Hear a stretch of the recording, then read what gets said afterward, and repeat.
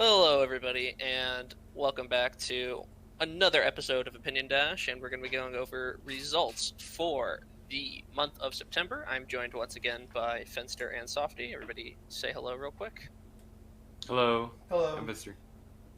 All right, and so with everybody here and ready to go, let's go right into the results. So first things first, I know a lot of you are going to be looking forward to see Otaku results, considering that this was in September. However, we're going to be saving that for a little bit later on, so stay tuned if you want to see that. We'll put a timestamp in the description. So we'll start off with Ronaldo-kun for September, and let's get a little bit about that first from Fenster. Okay, so there were only 2 weeks of results for Ronaldo-kun. It was kind of like a dry month, but it still actually had some pretty fun results. So the first week we actually had Gelato in first place, second place Softy, third place was Buck Yo-Yo. And the interesting thing about this week was Rebel actually entered, but he lost to Buck Yo-Yo in winners, and then basically like dropped out after that. um, and I guess it's kind of notable just because like I think that's like the first online tournament Rebel's played in since Combo Breaker, if I remember right. I think it was one of, if not like the only one since Combo Breaker. Yeah, like definitely he has not been entering very often. So I just thought it was kind of funny that like he just goes back to the good old online grounds and then loses to Buck Yo-Yo. And it was a pretty good set in all total. It wasn't a complete stopping, but Buck Yo-Yo was hitting all cylinders. So no, it was pretty fun.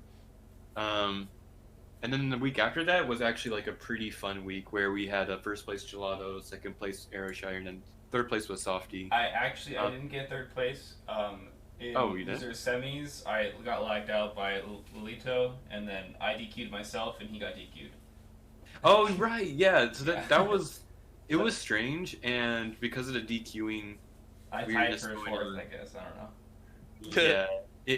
No, I don't think anyone could blame you because like Lolito had just that bad of a connection, right?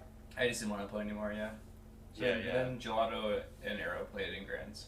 Yeah. So Gelato and Arrow played in Grands, and that was like where it was really fun, just because like Aeroshire like beat Gelato in the first half of Grand Finals, and he played some crazy team. Like he lost like 2 games and played like Philia, Squiggly, and Bella. It was some crazy team, and like Gelato was not ready for it. And, and then in the after the reset, that's when Aeroshire like Gelato like adapted, and Aeroshire picked some other teams, and it was a close set both times, both 3-2s. Gelato ended up taking it, but it was a really fun grand finals actually. Everyone loves a good game 10. Yeah, yeah, Oh, yeah, baby. yeah. It was sick. But yeah, that's it for Ronaldo. Yeah, so Ronaldo-kun interesting, Gelato taking it again both weeks, so you've been seeing him in first place a lot often, so always good to see that continuing. Next up, we're going to talk about Be Great. So we have 4 full weeks of that, and I'll go ahead and talk about the first week, which is interesting, in that JP went ahead and took first place in this one. JP actually entering is a rarity. So Yeah, so took first place in his own tournament, so congratulations. Always a fun feeling. Um, but we'll go ahead and let you talk about the next couple of weeks for that Fenster, and then we'll have Softy talk about the okay, last. yeah. Basically after the first week, we had Buck Yo-Yo, Penny. The second week was first place Buck Yo-Yo, then Penny, then Facade. And this is another Get Great representative with Penny, who normally doesn't enter these things. So it's pretty cool to see Penny do well. And Buck actually won the tournament by getting the run back on Penny, so that was fun. Oh yeah, and very special to me was the third week. With in this week it was first place Time Making Tora, then second place Space Cadet Keon, and then third place was Fluff Fluff Fluff. For people who don't know, Space Cadet Keon is actually like a pretty old SG player in terms of like they were like around. They started with like MDE, and they played on PC like a lot. Like they actually like started the game at the same time I did, and they were like kind of my rival for a while. Um, and it was pretty fun to like push up against them. And eventually they kind of fell off the game. But they had a really unique team. They had a really unique play style, and they sort of just sometimes fell off the ball in terms of keeping up with the game. But I asked them to like, hey, do you want to enter the online tournaments? And they were like, yeah, sure. and then we get this, and so it's gonna Keon did really well. Keon got kind of gimmicked out by Time because playing against Fukuabella, who's plays like Time can be like kind of unwieldy if you haven't played SG in like a year. But I still thought Keon did well, so I was happy. Yep, for sure. The Time special. Connection might not have been the best either. Also, that Time does not have a good connection. Yeah, it happens. Yeah, it does happen in the online tournament scene. Nothing to be done about it. Then for the fourth week of Be Great, we had Facade enter again, which is probably the main sort of thing to talk about for that bracket. Facade re-entered. He took winners finals from Buck Yo-Yo. Buck Yo-Yo ended up running it back to the Grands to win. But it's good to see Facade back. I know he's been kind of hit like hot and cold with this game. It's a little frustrating sometimes, but good. Always good to see cool people play. Honestly, this month was pretty good for B grade, I feel. We also had Killjoy enter. Yeah, Killjoy is just some people may remember him. He just plays a lot of QM and never shows up in like online brackets and stuff. And I thought it was just funny to like he finally entered an online bracket for once. I think he just couldn't keep up with it because his internet's been really wonky. Mm-hmm. Some people in New York may recognize him. Yeah, so New York representing. New York. So, with that, we're going to move from nearer and head more mid and talk about Chi-Town. Who wants to talk about Chicago for the 1 week we have? Let me just explain it really quick because so Chicago locals they've been growing, but like they don't normally run brackets. But there's actually something cool here where there was this new place that opened up called Goose Island. That's actually the name of the place that ran this bracket here. And what was notable about this bracket was that Adabase like actually showed up to a local. It's pretty rare for him to like show up to these things. And he was actually able to show up because it was like apparently like 10 minutes away from his work or whatever, you know. So he literally could not like he said like, yeah, I can finally show up. So it was pretty great. And what happened here was also kind of a little bit funny because Adabase actually got third place. So first place we had Gelato, second place was Custom Bombs, and then third place was Adabase. And what was notable about this tournament was Custom Bombs actually like beat Royal Heart and Adabase, which as far as I know, like he normally doesn't. And even like big upsets, I think. Yeah, Custom Bombs like got 3-0'd in winners versus Adabase. And from what I hear, like Adabase, like right after Adabase lost, he was still giving tips to like Custom Bombs. He's like, dude, you have to do this or you're gonna like lose to Gelato, and that's literally what happened. So, oh well. But it's still like pretty good tournament overall. So glad that, like Chicago just has these. They're getting a bunch of new players and they're getting these new venues and stuff. Like Chicago is really bumping up their local scene. It's actually really cool. Always great to hear, and they have a good number of really strong players there. So, shout outs to Chicago. But now we're gonna go once again way over to the west and talk about Salty / the B-Sides, which I am not sure if B-Sides is a thing anymore. I think this was the last Super Arcade month, right? Yeah, I think that's what I heard. Yeah. So yeah, if I remember correctly, there is no more Super Arcade brackets. I think I heard that they were going to look for another venue. I don't know if anything ever came for that. I mean, they have one. Yeah, they have one venue. Yeah. Oh yeah, they're. But yeah, so let's talk about these tournaments for a second. We have a bracket for 2 of them, I believe. Yes. One super. Yeah, one yeah. Yes. So, let's go over first one. We have Wing Zero, Sunset, and JMZ. JMZ taking third over Mike. Pretty interesting. I don't know how much time Mike has had to practice, though. He seemed quite out of practice at Otaku as well. He's been making a video game called Invisible. I think check it out. Mike was probably heavy in Invisible stuff at this point. So yeah, this was like second week September. Probably all nighting those, probably. Yeah. So yeah, and also James E, no slouch either. For sure. Really good player. Definitely knows his stuff. On the come up, beat Red Wix that tournament as well. Yeah. Yep. And then we have Sunset in second and Wing in first. Not super surprising. Sunset still plays, and Wing Zero being Wing Zero, just performs the function. It seemed like there was kind of a good amount of people who showed up at least for the last Super Arcade, so that was fun to see. The 16-person bracket is pretty solid. Yep. For sure. And so, let's go ahead and talk about the second one, which is first place was Sunset, second place was Stuff, and third place was Weatherby. That's a name we haven't seen in a while. Yeah. No, I don't think there were that many entrants around here, but yeah, we normally don't see Weatherby, or we don't talk about much, but like Weatherby, like, he doesn't always enter, but like I think he does well. And he beat Midi Man here, actually, so. Yeah. And he, yeah, I don't know, like I think Weatherby's always been kind of okay, but like he just doesn't keep up with the game regularly. So Yeah. it's good to see him do well here. So Weatherby does other stuff. He's got a life.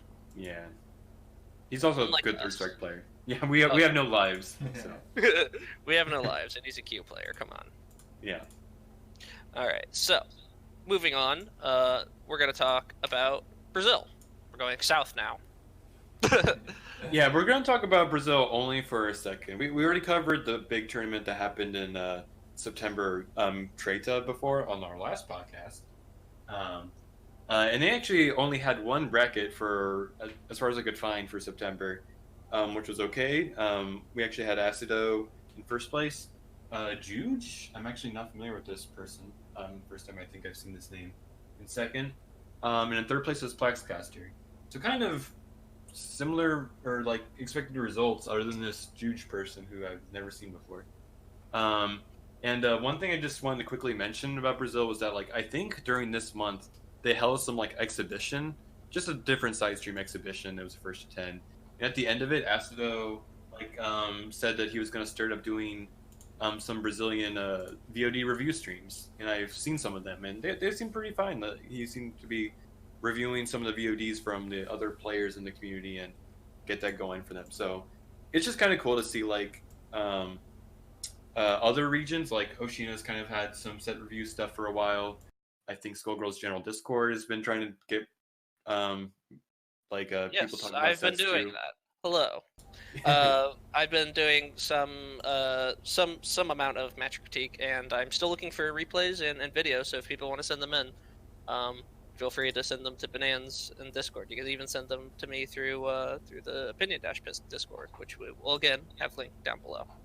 Yeah, like basically, it seems like a lot of people are kind of getting not like I like seeing people get more into like VOD reviewing and sharing that, or getting like asking for help on that stuff. That's really important to find game growth. So I think it's so, for like player growth, it's so important to watch matches. It also, like, the more engaged people get with watching other people's matches, the more views things get, the bigger the community grows. So it's always very positive. I think it's really good for building the community, yeah. Which that's what I felt like when I was watching the stream from before. So I would encourage any region, anyone to like kind of just do this stuff sometimes. I remember Wing covering his stuff before, and it was a fun stream. Just if you ever get bored, just turn up a stream, like turn on the stream and just look at some VODs. You'll probably get some people watching. Oh yeah, it's always fun seeing high level talk about the game in particular. Yeah. It's always fun. So that is it for Brazil. Was there anything else we wanted to talk about, Fenster, before we go ahead and wrap we up? can go ahead and move on to Europe. All right. So let's quickly go over Europe results, starting with Eurofight. Eurofight was pretty interesting this month.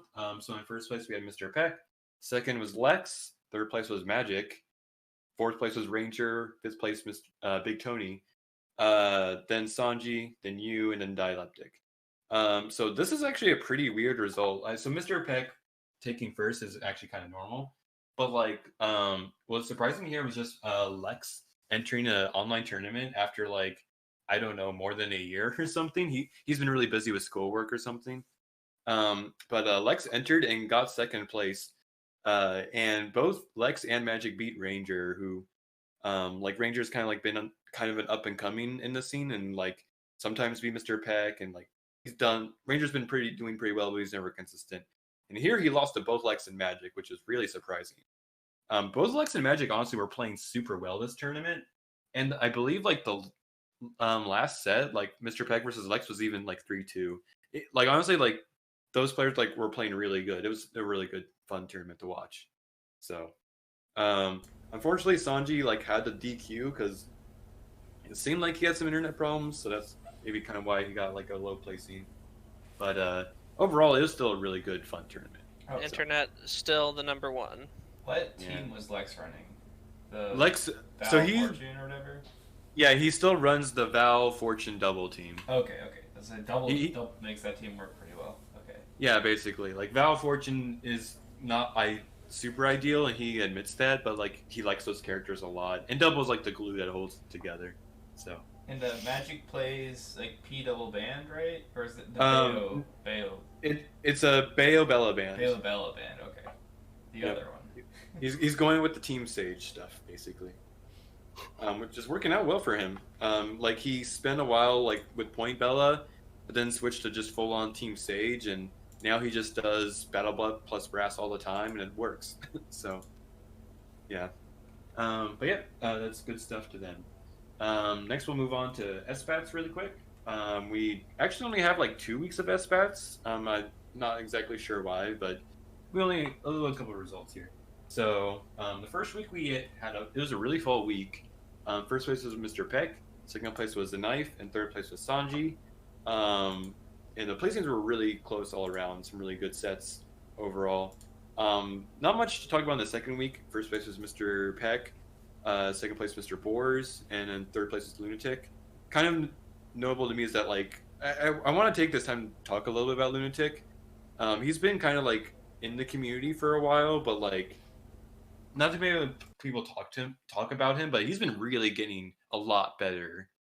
He's kind of like an experienced fighting game player, but like never settled on a main game for like I don't know 4 years or something, like a long time.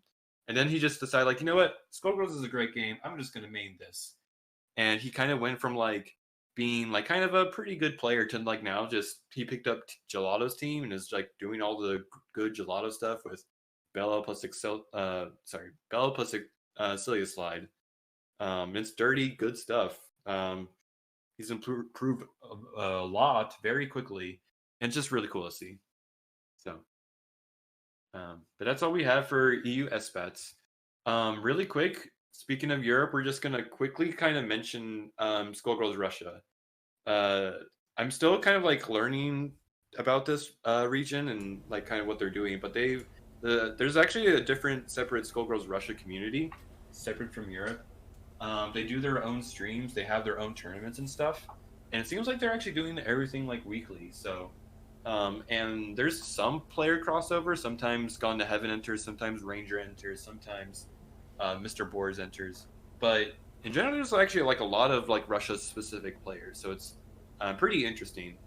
I kind of don't want to go into all the results like right now because I'm still like learning these players, but just know that if you have time on like Sunday mornings, you can check out these streams. Sometimes you'll see the familiar faces and stuff, and there's some pretty good matches and everything, and they're pretty friendly to like people who speak English in there. So yeah, I wish my acrylic was better. Yeah. I play Dota, but not that much Dota.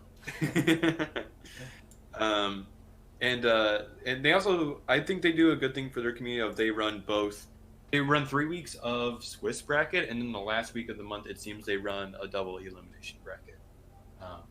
So it's a good mix of both things in there.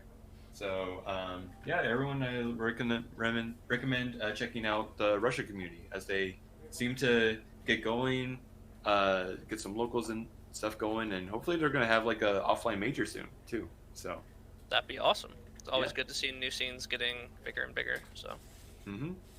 All right. So then with that, let's move on to the last region that we're going to talk about in our segment, Oceania. Oceania has kind of a bunch of stuff. So let's kind of get into it.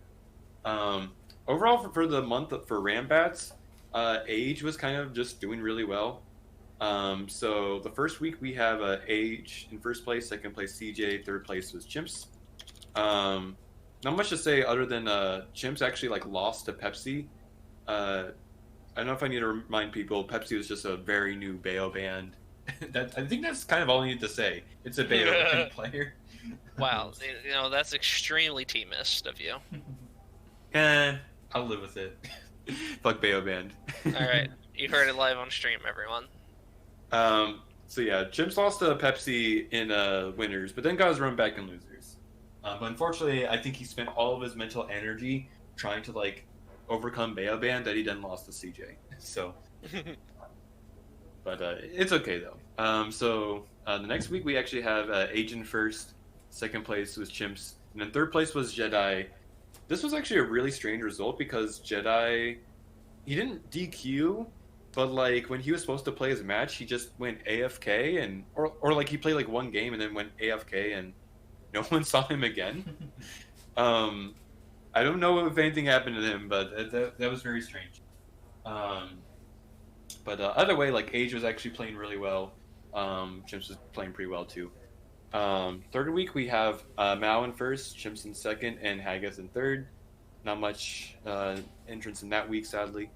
And then the last week was a pretty fun week. We had Caducean in first, second place was Chimps, and then third place was Cobalt. If you notice, Chimps was like second place all these weeks against like 3 different players. So kind of pouring out for Chimps. He can never get first. But another fun thing about this was that Cobalt actually got third, and he actually beat Chimps in winner's side. And to me, this is actually kind of special because, like, Cobalt's been a player who, like, I've tried helping out before. A lot of people in Oceania have tried to help him out. And he's kind of, like, always struggled. Like, it's always kind of one of those things where, like, he kind of practices, but then, like, when it comes to tournament, like, everything falls apart. He can barely do combos, and, you know, you hate to see that kind of thing happen. But he actually managed to keep everything together, and he played super well when he beat Chips. Pretty solid game plan, everything kind of went fine, and even when he lost, like, it was a pretty solid set all around. I don't think he was like sad at all. I think he actually had a really good mentality after everything. So it was just really good to see like that little growth for that player. I'm personally happy for him. So shout outs to Cobalt. You did well. Awesome stuff. Yeah, with Rambats over, let's talk about YSB. Okay. So YSB is their typical monthly thing that they have for the New South Wales people. Typical results, we have Risky in first, CJ in second, Caducean in third. Pretty normal result overall. I believe CJ actually beat Risky the first part of Grand Finals, but then lost in the second. If there's like a recurring theme for Oceania, it's that CJ really has trouble beating Risky. He can like beat Risky like in casuals and get like maybe some games on him, but then always like lose right after that. Always lose all the games after that. So unfortunately for CJ, I think he'll hopefully get there someday to finally overcome his demon Risky. It's hard to like just to finish it out, you know. Like CJ took the first set 3-0 of Grands, and then brought it to game 5 but couldn't close it out, and it's hard. Like it's hard to have that stamina. It's especially hard versus like I feel like Risky is like one of those players who just like we probably talked about this when it came to Chimps being on podcast, but Risky's a player who like just doesn't get nerves. It feels, you know, like he just does his thing. It feels, you know, he'll go up and just do the big read, and you'll be like just mind blown, and then it'll just go downhill from, you know. Exactly, the mental guard crush. It takes a bit of confidence to be able to do that, you know. Yeah, and Risky is like a pretty. He's not like a bad player either. Like he's actually kind of patient and defensive sometimes, and like he has rare moments of going Unga, like doing the big brain read. But he's actually surprisingly like calm when it comes to like approaching neutral. It's actually pretty interesting. So it can be tough to tough to crack is crack. Tough to crack is crack. Nut is crack. Crack is nut. No, let's ignore anything I just said. Okay. I want to crack his nut. It's all right. It's late. Yeah, Okay. it's late here for all of us here, so if you're seeing us go delusional, it's probably on account of that. So we'll move past that. All right, so let's talk about the last thing here. We have OHN. Like, don't ask me to pronounce this name. It's Ozhado. I'm not sure the name of this tournament, but it's basically it was another Oceania offline major for the region, and it was like super great. Everyone was like, we had people traveling out for it. Everyone was hyped for it, and it was pretty fun. So in the results, we have first place Jedi Link, Second place Risky, third place CJ, fourth place Gudusian, fifth place Demise, sixth place Ramsnex, eighth Pepsi. Wait, did I probably got my numbers wrong somewhere in there. Just they're tied for 5th and 7th. Yeah. Oh well, my bad. And then after that was Pangus. So notably here, Demise actually entered an offline tournament for once. He usually can't make any of the other brackets that happen, but he really wanted to make this bracket. And Demise did really well in casuals, like surprisingly well, but like then just got completely blown up when it came to tournament.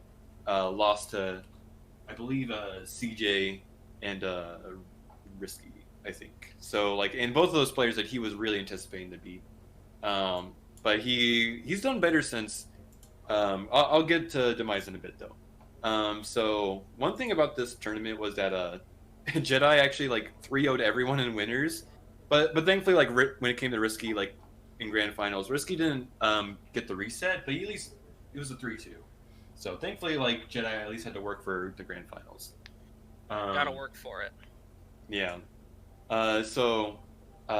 And the kind of the last thing I want to mention about this tournament for OHN was this is actually the last tournament for Jedi in the region, because he said that he's just not enjoying SG anymore. He's been getting along to BB Tag, which like I believe he also won. Like I think Jedi also won BB Tag in the last Oceania offline major too at BAM. Basically, like Jedi like really enjoys BB Tag and kind of wants to get more into that game, and just isn't enjoying SG as much. So he just he wanted to make this offline tournament his last tournament, probably for a while. And he went out with a bang, did pretty well, but still like some close games and stuff. And it's kind of sad since like Jedi was kind of like the target for Oceania for like a long time, but still I think I'm still pretty proud of this region in general, even if Jedi left. So let me like also mention this bit of casuals, because at the tournament, like Demise challenged like Jedi Link to like a long casual set, and Demise was actually winning, or like just took so many games off of Jedi. They were going pretty even-handed, and I've been helping Demise for a while, like trying to like deal with beat extend assist, and those tips paid off for him. Like he learned to not fear the assist and just challenge it as much as he could. And it worked out well, and he was really happy, and he was really happy with the way he was playing. And not just Demise playing against Jedi was impressive, but also just over the year, like we had like Mao challenging and stepping up to Jedi like for a while. We had like Age coming back and like finally beating Jedi again. We just in general like have Jedi, like players stepping up to Jedi, and like kind of things are not free for him now. He's been actually like losing. People have been really giving him the money he's worth. So I don't know. Like I think that like even though Jedi may be leaving and he was probably unarguably the most consistent player, I think like in terms of the skill level, I think like Oceania has nothing to like fear. Like they've been pushing themselves and it's been paying off. So as sad as it is to see, like I think this is actually like really cool for the region in terms of like they still have some really good growth, and they can still do better. Still like some other cool storylines to push for, and just to improve upon themselves. And that's the kind of thing I like to see just in general for these SGs, any of these online scenes. We've been tracking like these guys for like a year, and they've like had all these upsets and all these players and new people coming up, or like players like dropping off. I don't know, things have been changing, and it's always like kind of interesting, I would say, changing up the rules a bit. So I would say that like this is like why I really like watching SG, and like why I pay attention to these weeklies, is that we like these storylines. We like to see that these scenes gradually like improve, people challenge the status quo. You know, it happened. We just saw earlier in these results that like Rebel got second place at CB and then lost to Buck Yo-Yo and didn't even get top 3 in the online tournament. You know, that's the kind of stuff that like makes SG like fun and interesting to watch, and makes it like fun to like keep going. Everyone can bleed, and we will talk about that during the CEO Otaku segment also. Yep. So keep that in mind, everyone out there who thinks they're not worth anything. You can make anyone bleed, pull an upset, be the gatekeeper, be who you want to be. Bully people on the match. Exactly. Bully people on quick match. Make top players quit. You can do it. So, I believe that is all the results we have currently, right? Unless we want to go over some of these comités. Do we want to do that? Nah, we don't. Nothing That's special. Okay. So, with that out of the way, I guess I will see you all for our second segment. Stay tuned. All right, and everybody, welcome back. This time we are going to be joined by a special guest, CloudKing. You want to go ahead and say hi to everyone? Hey everyone. Awesome. And do you want to tell anyone a little bit about yourself before we get started going through the Otaku bracket? All right. Well, my tag is Cloud. My name's Dan. I'm a business major. I play Skullgirls. I travel for Skullgirls. I'm pretty good. I'm kidding. I'm super nice. See me. I can play every character in the game. Yeah. That's pretty much me. And that is Cloud, everybody. So, Yeah, but you gotta prove it to us though. Like what? You only got like you only got like, as I see, second place. I know, right? Sorry. Alright, but what do you mean in rock, paper, scissors? Rock. Good choice. Oh my gosh, imagine being a rock man and not a scissors man. Hell yeah, scissors bros. Alright, so, Rock moving on. is the main of grapplers, so I don't know what you're saying. Oh my god. Alright, so, let's go ahead and start looking at the first pool here. Pretty cool pool. There's this awesome guy in there, Lorenzo Bomber. He was pretty interesting, honestly. I don't know this Lorenzo. I wonder Bomber why guy. you think that. I've never heard this Lorenzo Bomber guy. Can you tell me about him? Well, he's an interesting fellow. He actually plays my team in my order with the assists and default palettes. And in my own hands. What? But yes, Sounds like he has good taste. He does. Pretty awesome guy. Watched him have a really close set with Liam, so that was cool. Yeah, and Liam also had like a pretty good set versus Shaky, which I think that was recorded, and I thought that was a pretty fun set too. Oh yeah, for sure. This pool was actually pretty cool. For all of you who didn't catch the joke, I am Lorenzo Bomber, as it turns out. You ruined the mystery. I know, the mystery of the diamond drop. But this pool was pretty cool. Had a lot of good killers in it, man. I'll tell you what. So we probably shouldn't miss that like round 1 AC Fan beat Out of Ace. Yeah, that was neat. Literally ruined my life with that win. Ruined your life. I know. I had to place a Divas in round 1 of losers because of that. No. So I did see that like I think one of the games was lost because of the home button being pressed. I think. That sucks. Yeah, which kind of sucked, and it seemed like Adavace kind of like lost his cool like after that moment. But it was pretty cool to see that like in losers, Adavace like just turned it around, and like kept his composure and did pretty well all throughout. Yeah. He lost like Liam at the end, but like after like kind of coming back from what probably must have been demotivating, I thought he did pretty well. So I mean, that's It's a really good round. He beat Shaky. What, that's Yeah, That's neat. 9th place after losing round 1 is pretty solid. yeah, like when you lose round 1 and then just like go on to almost make top 8, that's pretty solid. I think Always. the only other big sort of quote-unquote upset was like Sage beating Liam, because Sage has a little bit of rust still. I guess Liam hadn't been playing a whole lot, working on mobile. I feel like Sage has like kind of been playing like a little bit more often. Like he's still been streaming SG and doing things sometimes. So It's more so people overestimate the effect of not playing SG for a while. Yeah. You can I hop actually do back agree in the with that. game in a week, be pretty much like execution-wise up to what you were. I agree with that. I think unless you play like heavy execution team, it's not like the game's not too hard. There's a lot of leniency, I think, in the combos. Like all I really saw Sage lacking in was just combo memory. Like he didn't remember like game plan off a hit. He knew like basic old school resets and just things that you would know in your sleep.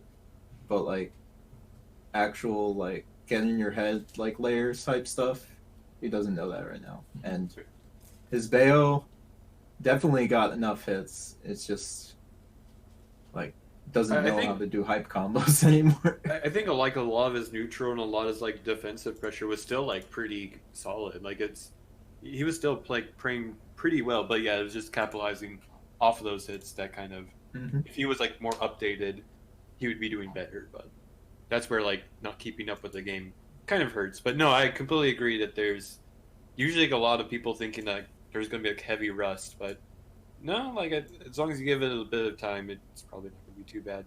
Yeah. Other things to note, like we mentioned, Shaky and Liam had a really good set. Me and Liam had a pretty good set. AC Fan beat a couple of people.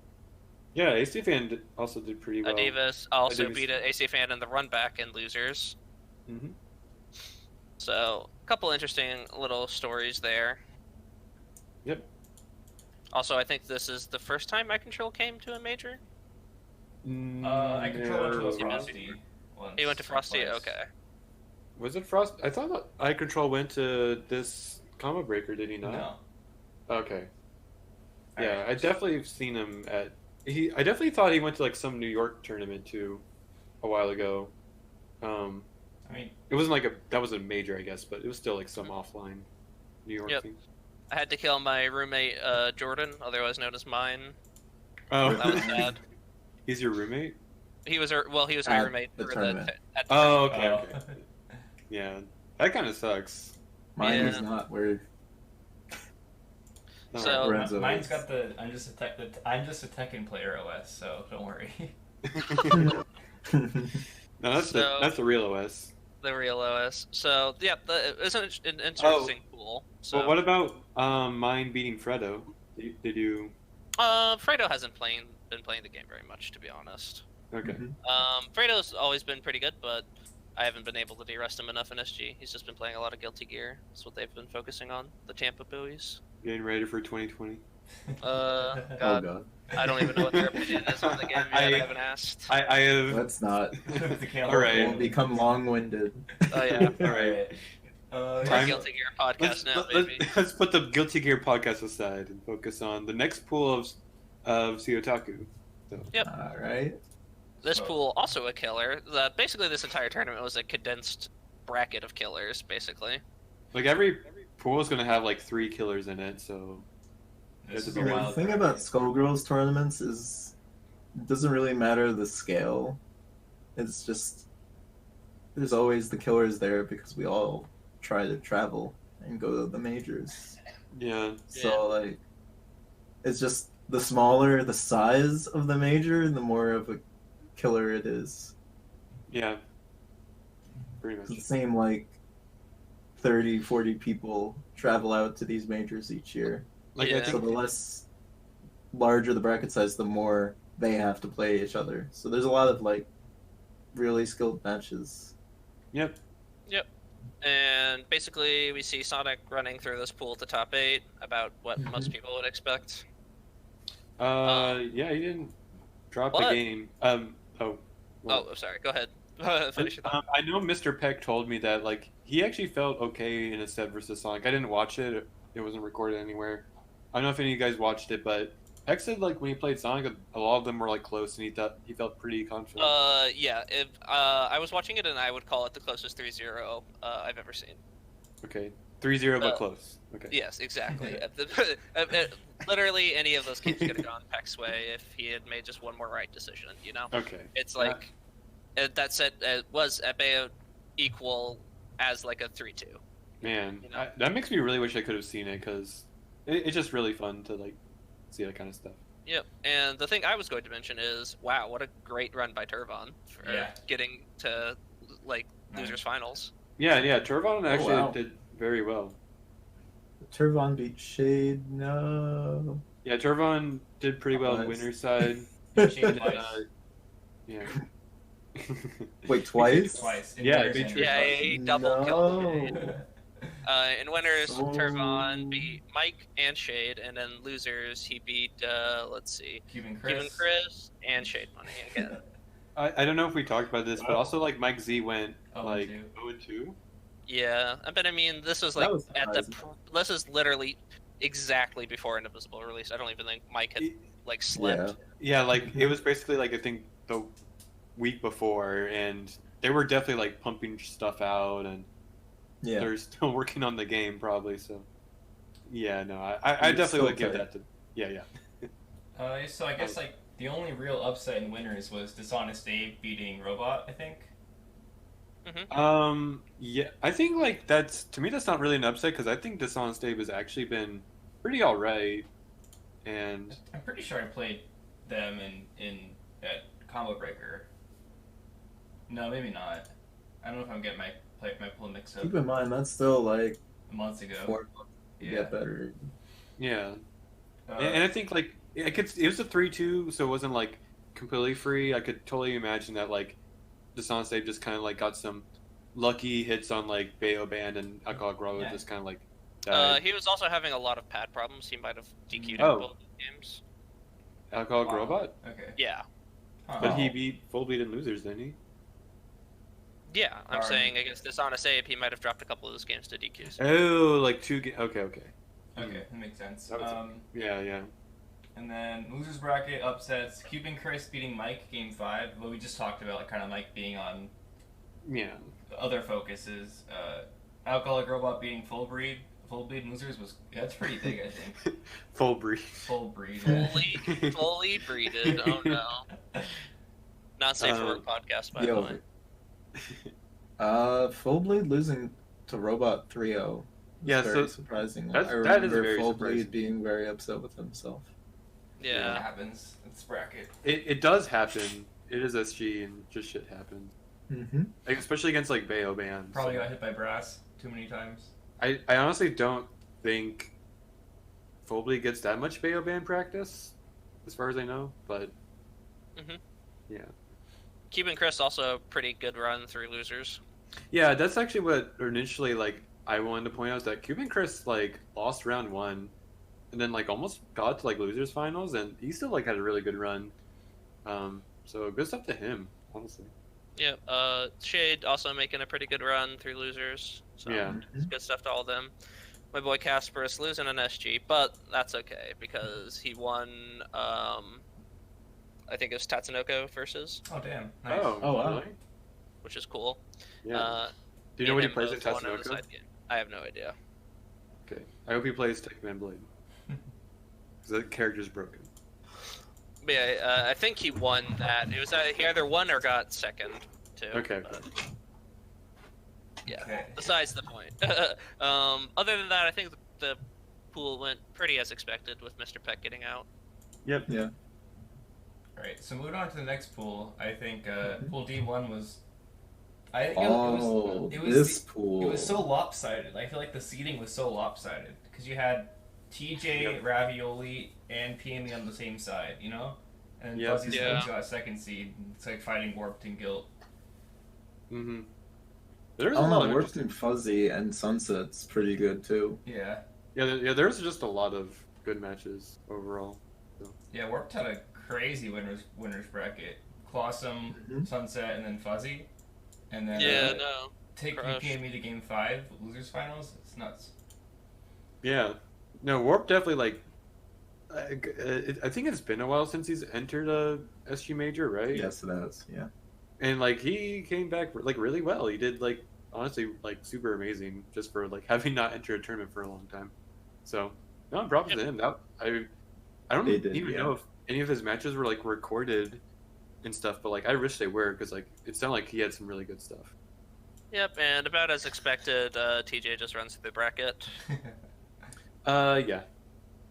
I was kind of hoping that PME would like put more of a fight against TJ, but like, and I don't know if anyone like saw that match, but like, I was hoping that like PME would at least make a dent in TJ or something. But Hey, TJ is hard. Yeah. Yeah, for sure. Like, that team is very strong, and TJ also just knows how to abuse his ratio. yeah, And for losers, we had a couple of DQs.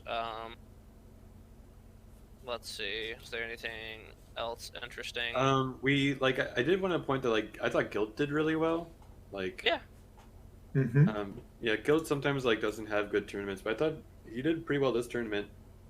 The set like he lost against PME and losers, It was still like a good set. Like he went 2 games with like solo Parasol, which I don't think was the right decision. That matchup's like really hard and annoying for Parasol.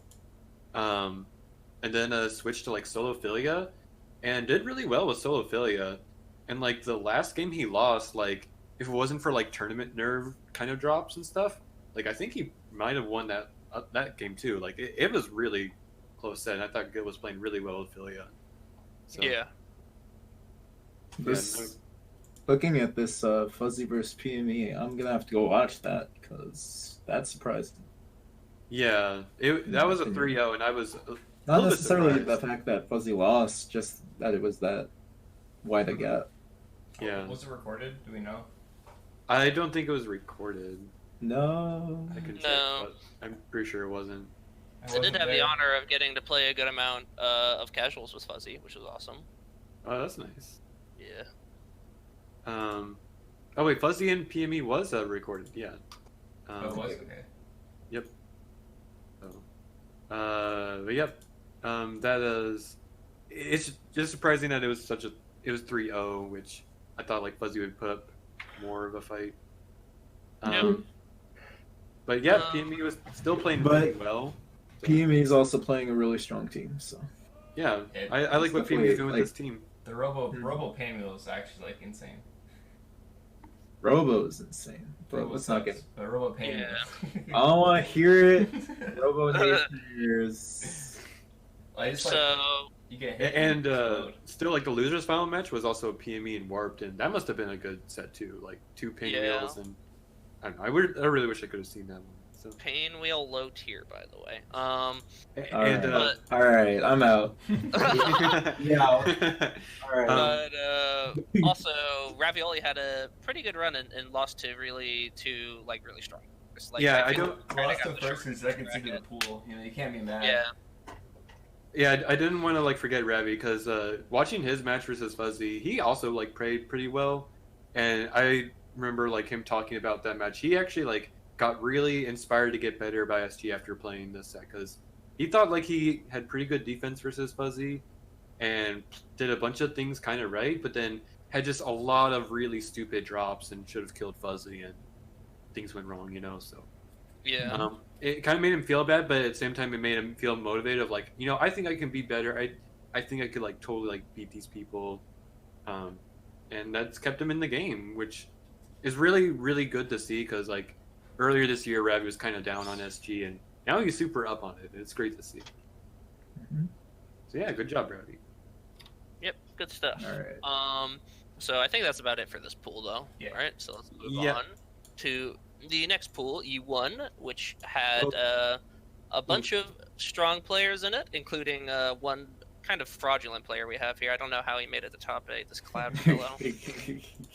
Yeah, This was the 3-0 pool, right? Yeah. Yeah. yeah. This This pool is was a Oh wow. it's No, Ravi besides like lost 131. There's like, oh well, winner side is just 131 in the match. Yeah. Mhm. This pool was a slaughter. But let's see who got slaughtered. Rappel beating Stuff, probably be about expected. Stuff hasn't been playing as much, and Rappel doing Rappel things. Shadow Stew also losing. Kind of odd that Rappel beat Gelato so handedly here, but Yeah, like so this match was actually recorded, and I watched it. It's kind of odd. Gelato, when I saw it, like I thought Gelato was actually making a lot of drops, but Gelato actually didn't think that like he actually wasn't even blaming it on the drops. He just felt that like a lot of things that, like Rebel was doing was actually specifically countering what Gelato was doing. Like there's a certain time during like Parasol block strings where like Bayo gets out in PBs, and Gelato would do just like, you know, block string into Napalm Pillar, but Rebel was actually doing like very very delayed like HGR. It wasn't even like normal delay from their other sets when they played like all their online matches. Like Rebel actually did like a really long delay. He did a bunch of specific counters. This is what Gelato was saying. He felt like Rebel was actually countering what Gelato had in store. So Gelato didn't really feel too bad about this loss, since he thought like, wow, someone was actually adapting and thinking specifically about it. What can you do? Yeah, it makes a lot of sense. Rappel also does get a general power up from, I think, playing on a major in person. He Yeah, doesn't like the online experience that much, which a lot of people don't, to be fair. yeah. Like Gelato is like playing a bunch of offline too with Chicago stuff, but I do think that like still he doesn't have. Some people just have that boost for being offline. It also depends who you're playing, and Yes. like if you're trying to actively absorb from sets. Like you can learn from sets where you win handily, but you have to be studying. Like you have to be actually like checking like every confirm, like checking every reason why you got hit. Cause like if you win in a landslide, like and you run the train on them, there's not a lot of places where you get hit, but like that's the important part. Like that's where you can learn in sets like those. Yeah. So Yeah. unless you're like going out of your way to learn that way, playing offline and winning super often doesn't necessarily help you like evolve as a player. No, completely agree. Yes. Certainly. And then going down, we have this Cloud guy killing TBD. What an awful person, honestly. But I know. Also, you guys got paired up round 1. TVD, no, that was the worst. Yeah. Trust me. It hurt. Now I'm Can't hurting. believe this Cloud guy just stabbed a syringe right into TVD's throat. What a... Yeah. What? Yeah, but it seemed like Cloud just kind of had a really good. I don't even know if Cloud versus Rabble was recorded, but it seemed like this was just a handling Pretty sure one. it was. Okay. Just seemed like you handled this pretty well. So. Yeah, I know Rabble was like having problems with like not being able to practice enough up until Taku, but yeah, that set wasn't way too much trouble. Mm-hmm. Yep. Surprisingly, like mid set, I was like, "Oh, this is interesting." Yes. Normally, I block jump hard punch, and I'm like, "All right, here we go." It's just funny since yeah, yeah, because we remember from like Combo Breaker where you lost to Sev, so I thought like maybe you would have a little bit of trouble, but no, you just 3-0'd Rebel. Oh yes, and this set was recorded. Well, keep in mind like there were a lot. Okay, I hate like what people call OSing, but I can't get like reliable inputs at Combo Breaker just because of how much Bluetooth there is. Makes sense. There's like thousands of Bluetooth signals there, and it like makes the lag really bad. But I just didn't drop a lot, so when I don't drop shit, I win. This is how it goes usually. The classic. Yeah. I was gonna say there was like just something off because like this is actually the same pattern of like last year of like you go to Cloud went to like CB and you didn't do quite as well as people would expect, and then you do go to like C Otaku and you do really well. That's kind of like what happened last year. For the same reason. It's basically the exact same thing here too. So yeah, maybe there's something to this. Maybe there's something to it. Yes. MP Game also coming out to a major. Cool. Yeah. So I was actually really happy that MP Game came out because MP Game's like been really good for like a long time and like never showed to since Vanilla. Yeah, he's played for like a while. And Fate, or however you pronounce that. That's MP. Oh yeah, young man, by the way, very young. And he like played a completely different team all the way back then too. Yeah. He always played Val though. He's always played Val, and it's just really great that like he went out, and I think he wasn't really down with SG going into C Otaku, but like after going to C Otaku, like he's still playing. Like he seems excited. He seems like really good with SG now. So it just makes me really happy that like MP Game is such a unique player and he's staying with it. Always sick to see. Sorry to interrupt, Jester. Go ahead. He is changing team though to play Val Bella. Which I don't know why anyone would play that. So. Yeah, what a degenerate team for a degenerate. It's definitely really annoying to deal with. Like I was playing like my Peacock band team and I was sad. But yeah, we have MP Game taking Sucks and let's see. No. Yeah, our boy Yeah, Sox. Sox did not do super well this tournament. Well, You think- he did pretty okay. I think he hasn't been playing the game as much. He hasn't had too much passion. But Not really at Yeah. all. So yeah, I had him over at my place the other day because he lives like 10 minutes away. We watched El Camino and played some like games locally, and he was definitely unresting really quickly. Okay. Mhm. He did have a good set versus Gelato and Losers. It was 3-2. Yeah, So. and also like losers quarters is not a bad run by any standard. Yeah. Mhm. That's not a bad run. I take it back. But let's see, we had Crunchy Frog killing a couple of people. Yep, I think Crunchy Frog also had a pretty good run, honestly. So Crunchy Frog's actually like definitely been one of those online warriors who I don't think he showed up to like a lot of tournaments, has he? No, quick match sometimes. I run into him occasionally. Yeah, but I don't think for like an offline tournament, right? Like I actually don't he's remember been seeing. offline before. He's been offline. Has he? Okay. Yeah, I think we mentioned this at CB, maybe. All right. I But- definitely don't remember it, but I feel bad now. But it's still good to see him, and he did well. And yeah, MP game obviously doing pretty well, getting killed with the Bayo team kill there. Yeah, and MP game did play against Gelato, and Gelato's input was he was just not at all ready for MP game style. Yeah, it's a very different style. I also X-copied a lot from him, so. Hmm. Val H-beam is not fun. It's hard. It's hard to get. Anything H beam is so. Yeah, That's just like a top 2 assist. it's really, Oh, yeah. really good. It's really good. But other than that, the pool, pretty interesting. Another kind of killer pool with a lot of big names in it, so. Yeah. All right. Alright, let's move on Top to eight. top 8. So, Fencer, you want to start us out for top 8?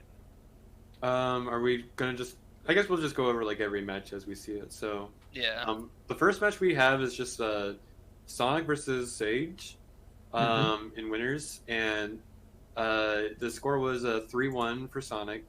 I thought I remember like Sage took like the first game, and I was like, oh gosh, like I actually didn't expect that because I'm just so used to like seeing Sonic lately just like 3-0ing like everybody.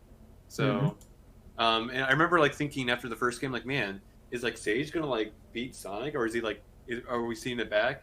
And then Sonic just kind of gradually like got back into form and just kind of started blowing up Sage. Well, no, I wouldn't necessarily say that. It It's wasn't a just blow up. in the other but- games, like his lack of not like knowledge. Well, his lack of Cosmo knowledge that I mentioned earlier, like he would keep getting hype and then doing nothing with hype. Yeah, so he that- landed a lot of hits where he would have gotten a lot of benefit from using hype and had like opportunities for better set play and just better damage output overall Yep. that he was not getting. So he let Sonic live I definitely way more remember. often than he would have. I definitely He knew remember his hearing routes. the Europe Discord also talk about how a lot of Sage's like Bayo Brass confirms were just not. They could have been a bunch better. Not even with hype. Yeah, just like that stuff in general. A lot of conversions and stuff that like Sage could be doing with this team is just not doing. So I just meant that it seemed like as the set went on, especially I think the last game, that's where like Sonic, like I don't think he lost a character, or it definitely was a lot more full, and the other games were like pretty close. So Yeah. And after the tournament, I got a little bit of corruption done with the Diamond Drop tech. Sage has Yeah. been playing it a little bit, which is I don't know always if you awesome. like did Sage like the team when you showed Yeah. him? Okay.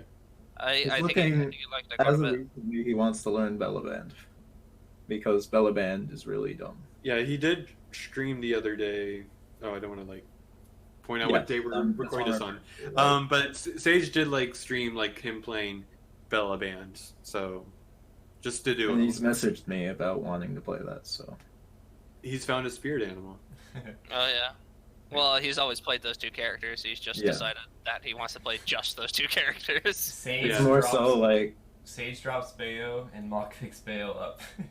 This is the Did cycle Mock, of life. wait, Mock picked up Bayo? I thought so. Oh, I thought don't Mock was believe sticking so. with I the think double. Mock is sticking with Bellaband. Okay. Good. No, I they thought- went back to We Bellaband. don't, we don't need Oh, more okay. Bayos. But both of them have went back to their original forms. Okay. So, yep, Sonic taking it over Sage, and then other game and winners, we have Cloud versus TJ. This Cloud guy showing up again. Man. I But don't taking it remember over much about TJ that 3-1. It was pretty handily won for you, Cloud. I don't even remember the game that TJ won. Oh, honestly. this is the game. Yes, I pulled the DBZ on him. The DBZ? What do you mean? That's when I snap looped him. Oh yeah. So, I on do remember duos- that game. Yes, On I remember. duos, you can apply orange vial, snap them, get them mix up, and then apply orange vial on them and snap them back out, and then just keep them in the orange vial, both characters, until they die. I do remember that. I remember thinking that exact thing when I saw you just snapping over and over. Like, man, he's in it with a DBFC. Yeah, because not many people like think about doing that, and I don't know why you thought to do that just on TJ in particular. No, You he don't plays have to worry duo. about off tag. because it's duo. I don't have to worry about a third assist Yeah, true. or a third character. So his entire team's under orange vial. And they're always like losing red life as they snap in and come in and Mhm. out. Yeah. Yeah. But no, you basically pretty handily won the set, so that was pretty good. You were playing pretty well in this tournament, honestly. Yeah. So then I guess we'll move on to the losers matches. We Yep. have Liam and Mr. Peck, and it was 3-1. Mr. Peck won, which I Yep. think I is the remember first that. time. That was hype. It's like the first time in like forever that Mr. Peck hasn't gone out in the first round of. Well, 28.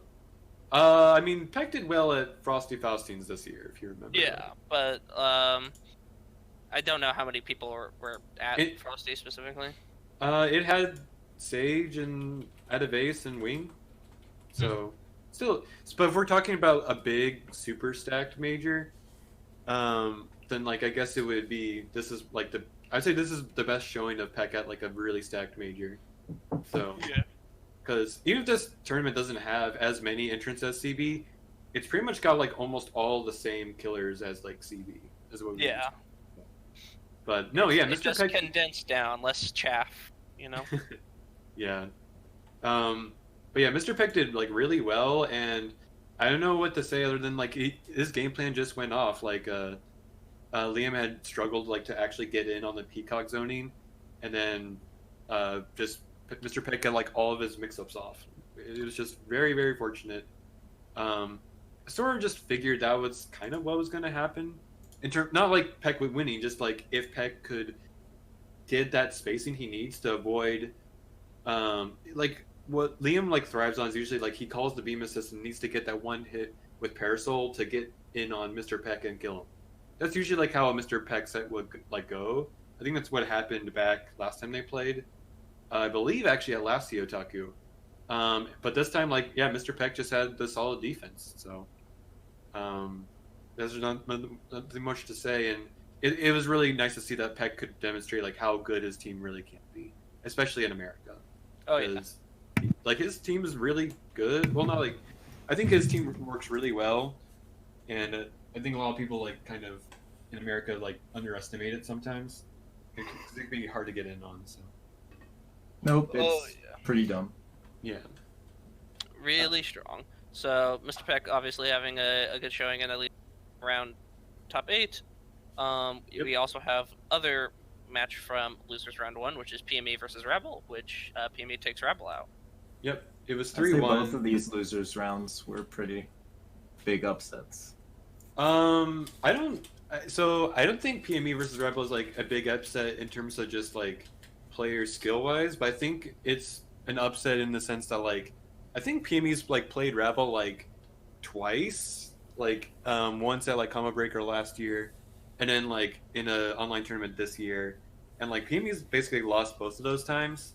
One of those times it was like losing the Rebel like 6-0, like Oh, wow. 6 games straight. So like yeah, like I think seeing PME like actually doing pretty well, I think this was pretty nice to see. I thought like he was showing how good his team is, which is really cool. And yeah, getting that just those solid reads and made Robo look untouchable compared to Bayo. So yeah, it was really nice. Always awesome to hear. So let's go back up, or do we want to continue through losers and then go back to winners? Nope, we're gonna go up, and then we're gonna go diagonal. And then go up, and then go diagonal. So we had TJ versus Peck, some peacock mirrors. I actually didn't watch that set. Was it solid? Like TJ Peck took a game. I feel like it's hard to, it's so hard to fight ratio in the zoner mirror. It feels like. Let me put it this way, like, I think every other time I've seen Mr. Peck and TJ play, it's usually, like, online in a 1-to-5. I think, like, this is the first time I've actually seen Peck take a game off TJ. Like, so, okay. I remember, like, thinking, like, that this is just going to be the Peacock Mirror. Yeah, I'm not saying anything against Mr. Peck's skill. This is just the Peacock Mirror. I think TJ's team is probably, like, the best designed in terms of dealing with Peacock mirrors. Because Lock and Load is just really, really strong. It's both defensive, but also like gives you really good offensive power for Peacock and tons of damage. It's so really good. That's enough. Yeah, basically. So, yeah, no, and Mr. Peck played really well in the game he took, but in general, like, yeah, just TJ's team can just kind of like outlast the damage if Peck doesn't like get in an early hit and get his mix-ups started. So yeah. Yep. Always interesting to hear. And then we also have Sage versus PME, in which Sage wins. I forget exactly. Do you guys remember what team Sage was playing? Was he playing his Bayo team? I don't remember. I do not remember. Because I know at CB this year, Sage played his Parasol Bella versus PME and won. And that's where he was, it was just a duo, and PME was switching between like his trio and the duo with Fortune Robo. But this time PME like stuck out with the trio, and I think Sage was also playing like Bayo trio. So at least that's what I think. But yeah, overall, like I was a bit sad because I thought PME was playing pretty well, but PME still had like a really good run overall, so I can't feel too bad. I like there's a lot of symmetry going on. 3-1, 3-1, 3-1, 3-1. Yeah, there's a lot of 3-1s. Actually, all these games are like 3-1s. Yeah. Except for the grand finals. Except for the matches that we have coming up. So. Yes, but we will talk about those momentarily. So let's pop back up to winners for a moment, where we have Cloud taking it over Sonic in winners finals. So tell us a little bit about how that set went. Yeah, tell us about how the set was for you. So my memory is a little hazy about that time period because I did not have a good night's sleep, but it's fine. However, I do remember not dropping as much, which was nice. However, there was some like power issues with the setup, so both me and Sonic were dropping things. Overheating. However, is it like an overheating on the PS4, or is it actually like? I mean, before my set with TJ, like the USB port, like messed with the system, which is why like you saw the DC right before game 2. Yeah. Like, TJ won and then instantly DC'd right after he won. Like I remember. But they so recycled it after that. But yeah, that setup had some like weird delay and power issue, but after it was reset, it was kind of fine. But we could still tell something was weird. But yeah, like I said, I don't remember too much about it. I just remember being. I don't play other games of PS4. I don't know if this is an issue for like other games or. I mean, it was probably one of the PS4s that was on all day. It happens. Well, I mean, wait, wasn't this an early top 8? Yes, it was 10 a.m. Oh, I guess it might not have been, but it might have been from the day before. Yeah, I mean, I guess it's PS4s and they just sleep all day, right? Yeah, so. PS4 is whack. Yeah, this is my input on it. PS4 is whack. Yeah. But no, I would completely agree that like compared to like a bunch of other sets that like I would watch you on in the past, a lot of times it's like Cloud does well, but then like some confirm or like something you go for neutral just like drops. That's Yeah. usually like when you like lose in these tournaments. Like or, empty air dash. It's a thing because you can't same frame air dash button and get the button. yeah, So and I think I specifically remember that in last year's Sea Otaku where like you actually had a really good set versus Sonic there too, but it just kind of came to like some bad drops that kind of like killed you. And this set was really just kind of like a lot of you kind of just kept most everything like clean in together. There's still some yeah. drops in there, but like for the most part, yeah, it just things were clean. You got your game plan off, so yeah. Yep. The function performed. Yeah. So we will pop back down into losers and look at Sage versus TJ, and which Sage takes it. I think this is pretty much like normal at this point, sadly. I say sadly because I always kind of hope TJ can like learn how to deal with brass, and then just kind of it feels like TJ just kind of like flops around whenever I see him play versus Sage, and just kind of not like you can complain because like Peacock does kind of struggle against brass a bit. You have to play very specifically against it. So, and I don't know how much practice like TJ even gets versus a good Bayo brass. So, Yeah. especially since I don't think TJ plays nearly as often as he used to. So, so yeah, just it's a bit sad, but like I'm a bit not surprised. But no, I think it clearly shows that Sage is still like in it. I thought Sage was playing pretty well. I didn't want to like. I don't want to sound like I'm down on Sage. I thought Sage also had a pretty good Sea Otaku, played pretty well overall. I mean, third place is certainly something. Yeah, it's third place, and he definitely has like combos and things to, like optimize and go up forward. So it's exciting to see. I don't know if he's like full on and like I'm back into SG mode, or it kind of. I think like both Sage and Sonic seem to be much more happy and like more into SG ever since Sea Otaku. I watch Sage streams a lot, and it feels like he has a Skullgirls night like every other week. Yeah. Yep. Which is really nice. So. Yep. But I guess it's time to move on to losers finals. Was that more of the same like winners run one? As far as I remember, yes. I don't remember the score, but that's kind of just what I remember. Yeah. It's sad to say that, but it's still fun to watch Sonic and Sage play a lot of times, and I don't know if like Sage is ever considering picking a different team. I know Sage plays a bunch of different teams. I never quite understand like why he sticks to Bayo. I think he feels that Bayo beats Filia. I don't know if you know anything more about that, Cloud.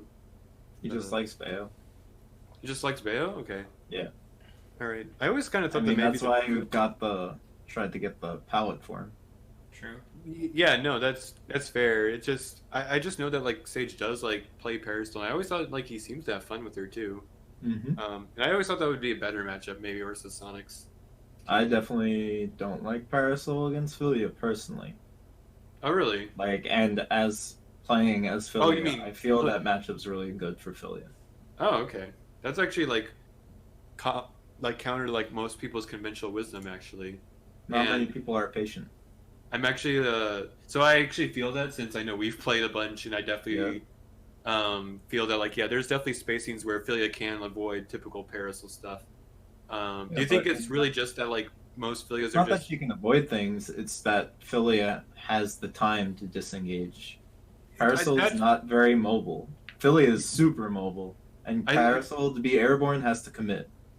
I think that's kind of what I meant, is that like Filia can just really stay at a range where she can just not commit and move very fast, and Parasol does have to like make some guess and read, and by that time that's when you can like go in and do something. Like, a lot of Filia's strength is that yes, she's like the rushdown mix-up character. She wants to be in your face at all times, but she can also weave out of your range. She can like duck and weave, like kind of like a boxer. You like stay out of range for like the split second, and you hop back in when you got a read on them. Like, she's really good at doing that stuff. So like against Parasol, whose jumps are very committal, like as long as you're looking out for jump light punch, like dash, jump, light punch, and air throw, because Parasol's air throw is really strong. Like, as long as you're, like, aware of those, and Philia can just get in on Parasol whenever she wants. Yeah, you don't have to like play the game of like, you don't have to like play too hard of like trying to just avoid all the napalm shots. You can just like eventually get out and then make the Parasol like come into you, and that's when you like. Yeah, so it I don't has know. that mobility. Yeah. Okay. So. Okay, I just want to make that clear to because I'm not surprised you would say that, and I think like Queen... try not to digress. Yeah. Let's not digress. So Sonic 1 versus Sage, still a good set, and then we get to see the cool run back of Sonic versus Cloud in Grand Finals, and this was I guess for a lot of people this was heartbreaking, but I thought like overall when a set is like so good and close, I usually like don't even feel bad about like what the result even was. So while I'll admit like I was rooting for you, Cloud, like at the end I still felt like you played really well, and like Sonic was playing pretty well too. That like I was like, I feel like okay even though Sonic. It was 3-2 in the first part of Grand Finals, and I don't remember what was part of the second one. It was also 3-2. Okay. Yes. Gosh, man, that is a really good Grand Finals. Like, just to see something cool like that, as heartbreaking as it is, you know that you lost. 10 games, baby. So I do want to ask. I think it was on the first part of Grand Finals. I don't think it was the last game, but it was like one of the last games where like you. Actually, it could have been the reset. I think it was the reset. Yeah, where, you were up 2 versus Sonic, and in the last game you were like doing. Like it was double anchor double versus anchor double, and you did like a hard knockdown versus Sonic, and some like mid screen, and you like I think set up puddle and then did like an Avery setup, and then you I went to immediate overhead safe jump. Avery. Okay. And what the happened? Jump hard kick. What happened is the jump hard kick hitbox didn't come out. I auto canceled. Yep. So Sonic just hit me in the face. Yeah, like Sonic woke up jab. I remember seeing that. I was like, yeah, Sonic just woke up jab, and I was like, what? Yeah. Like, what was this? Like, I could clearly see that something like messed up right there. So it happens like it's to get like that low to the ground hard kick can be rough as double sometimes. You know, and it sucks. Like you picked the perfect option for the situation. Just it was like a frame late and you lost for it. It happens though. That's fighting games. Like. The issue is that I mentally checked out after game 2. Like I said, I didn't sleep well, and it's my fault. Like I've been trying to like sleep more before tournaments and like sleep well on tournament nights, so I don't have this problem. But I really didn't sleep until like 4 or 5 a.m. So I mentally was like gone. Yeah, just gone. Like, literally after the second win, like I think it was after the second game Sonic won in Grand Finals, I went to shake his hand because I didn't even know what was happening. Like because I heard like people freaking out or something. Yeah. I went to shake his hand. It was like, we still have a game, Cloud. I was like, wait, what? Like I mean, I was really. I actually think I remember that. Out of it. Yeah. Like so. What are you standing up for? The What are you standing up for, Cloud? Yeah. Like. So the thing I have to work on is just getting sleep. That's actually like a really good lesson for I think a lot of people. Like there's a lot of people who like don't value sleep. So those first 2 games, like I've known for a while that I can beat Sonic. The issue is not like my ability in the game. It's now taking care of myself as a competitor. Like Sonic made sure, like I remember, made sure to go to sleep relatively early. Like because this stuff's important. It's his job. Like. And also, he just loves to win, loves to play fighting games. So, like, I didn't have that same respect as he did for the game, I guess. So, that's somewhere I need to learn. I mean, it sounds like you were thinking about it, and I mean, I guess I don't know why you didn't sleep, but like, it sounds like you definitely like understand it now, and sounds like you're definitely going to take that precautions in the future. So, yeah, yep. So, it sounds like you're playing serious about it to me. So, But yeah, this is a good lesson to everyone. I think a lot of people should really value sleep more for tournaments because it really matters a lot. There's a lot of people. A lot of Yeah, people but- have different cycles and everything, but you really need your sleep, whatever it is you need. Mhm. Especially when it comes to such an intensely mental game like fighting games. Oh Yeah. gosh, Skullgirls expand brain. Oh yeah, Your brain yeah. expands. Like this game, a lot of people. Fighting games obviously require execution, but this game in particular requires a lot of thinking because execution isn't the primary thing you have to worry about in SG. There's a lot of like Unless you play a couple characters. Yeah. there's a lot of neutral like you have to think about, and neutral is so scary in SG because one little mistake does lead to just dying. Losing. Also, Yeah, you just can't lose. anti-air. Literally losing 3 characters. You can't what? You can't anti-air. Anti-airs in the game suck. Unless Nah, you can anti-air. You can. You can anti-air but- a bunch of things. Just be nice. Yeah, no, I actually agree that you can anti-air. Or a lot. play like 3 characters who have the best anti-airs in the game. I think I have a VP. I mean, I anti-air shit all the time, but it's like. Alright, I'm Eliza. I'm gonna press my stand medium punch button. You better Like- not be in the air anywhere. Are you on And the screen? Fuqua has pretty good anti-airs too. It's yeah, a no. good thing No, I'm crouch playing. medium punch? Yeah. It's a good thing I'm playing double and can press crouching heavy punch. Yes. And they were like, alright, we're gonna give this button to Fuqua, not Philia. Okay. Affiliate sucks. Alright. Dude, imagine Alright. Ophelia with that button. Holy shit. Yeah, She she needs doesn't need it. it. She needs No. All right. So that was a good talk about bracket, but now we have some time to do an interview with you, Cloud. We're going to ask you a couple of questions if you don't mind. Yeah, that's fine. All right, Fenster, you want to go ahead and start us off with your question? Sure.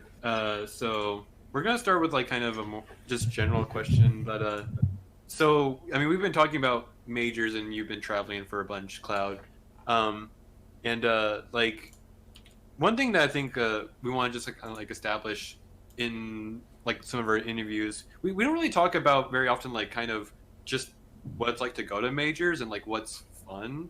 So like tell us for a minute, Cloud, about what do you think is the best part of majors overall? Like, tell us about like the major experience. Oh. Well, for me, it's seeing everyone. Hands down. The only reason why I fly out, because, like, the online in this game is so good that, like, sure, you'll drop things every here and now, but I drop things anytime. So that's not really a problem to me. Like, and the net play is so good that it really does feel close to, like, offline PS4. So online PC is such a good environment for that. Yeah, sometimes you'll run into like bad online matches, but overall you can get really good experience because that's how I got to where I am, is just playing online with people who are better than me, and eventually you get better. But yeah, like the friends I've made from competing is the main reason that I enjoy majors so much. It's because everyone's so spread out, but you find a couple of times per year that you can visit everyone. And I'm on relatively good terms with many areas of the community, so I just really love coming up to these events. Was there anything in particular about like Otaku? Like what's like the best part of like Otaku in general? Like, because I haven't gone to a Otaku yet, and everyone like seems like loved it. So like tell me food's about like relatively what you- close, so like The that's Wawa. not really much an issue. It's literally the Wawa. We Yeah. we have to talk about it. It's the Is Wawa. there like a Wawa like close by? There is It's a literally Wawa literally there. It is the Wawa. 10 steps from building 12 Oh. or 11, whichever Oh my it is. God. I don't know. Yes. Like I don't know if we need to. We do have like international people listening to the podcast sometimes. I don't know if we need to explain Wawa. Like I tried, but like Wawa's Really, just amazing. really good convenience store chain. Yeah. It's just like gas station EX, essentially. Gas Yeah. station EX. It's like Um, if you as a consumer said, this should be better at the 7-Eleven, and then everything was better. It's like imagine electing Bernie Sanders, but like to run a gas station. That's what Wawa is. It's like Oh my God. they have food there and sandwiches that are literally just like straight up upgrades to like Subway and like whatever sub chain. Yeah. Yeah, like any food. They're that's- also a really good sub place. Yeah, like any food you can imagine, like from a normal convenience store place, like Wawa has, but it's better That sounds. and somehow more Yeah. convenient. EX. It's EX gas station. Yeah. But yeah, like food is really convenient. You can get gas Getting there, around too. like Yeah, you can buy gas since at Walmart. I don't know if many people stay at hotels outside the venue, but they're not too far, like less than 5 minutes from the venue, so you don't have to worry about like people having to take hours to get to the venue every day. So everyone's pretty much nearby. Mhm. The venue itself is really neat. There's a BYOC, which is really roomy. Really? Then there's the consulate, the main hall itself, which is huge. Yeah, like Okay. it never gets too crowded. Like it's a very well-sized room. Yep, and It's Jabili 24 runs a hours tight ship venue. too, which is one of the things I would say is like one of the best. Mm-hmm. It just ran very well. Never really run out of setups, Like, Mhm.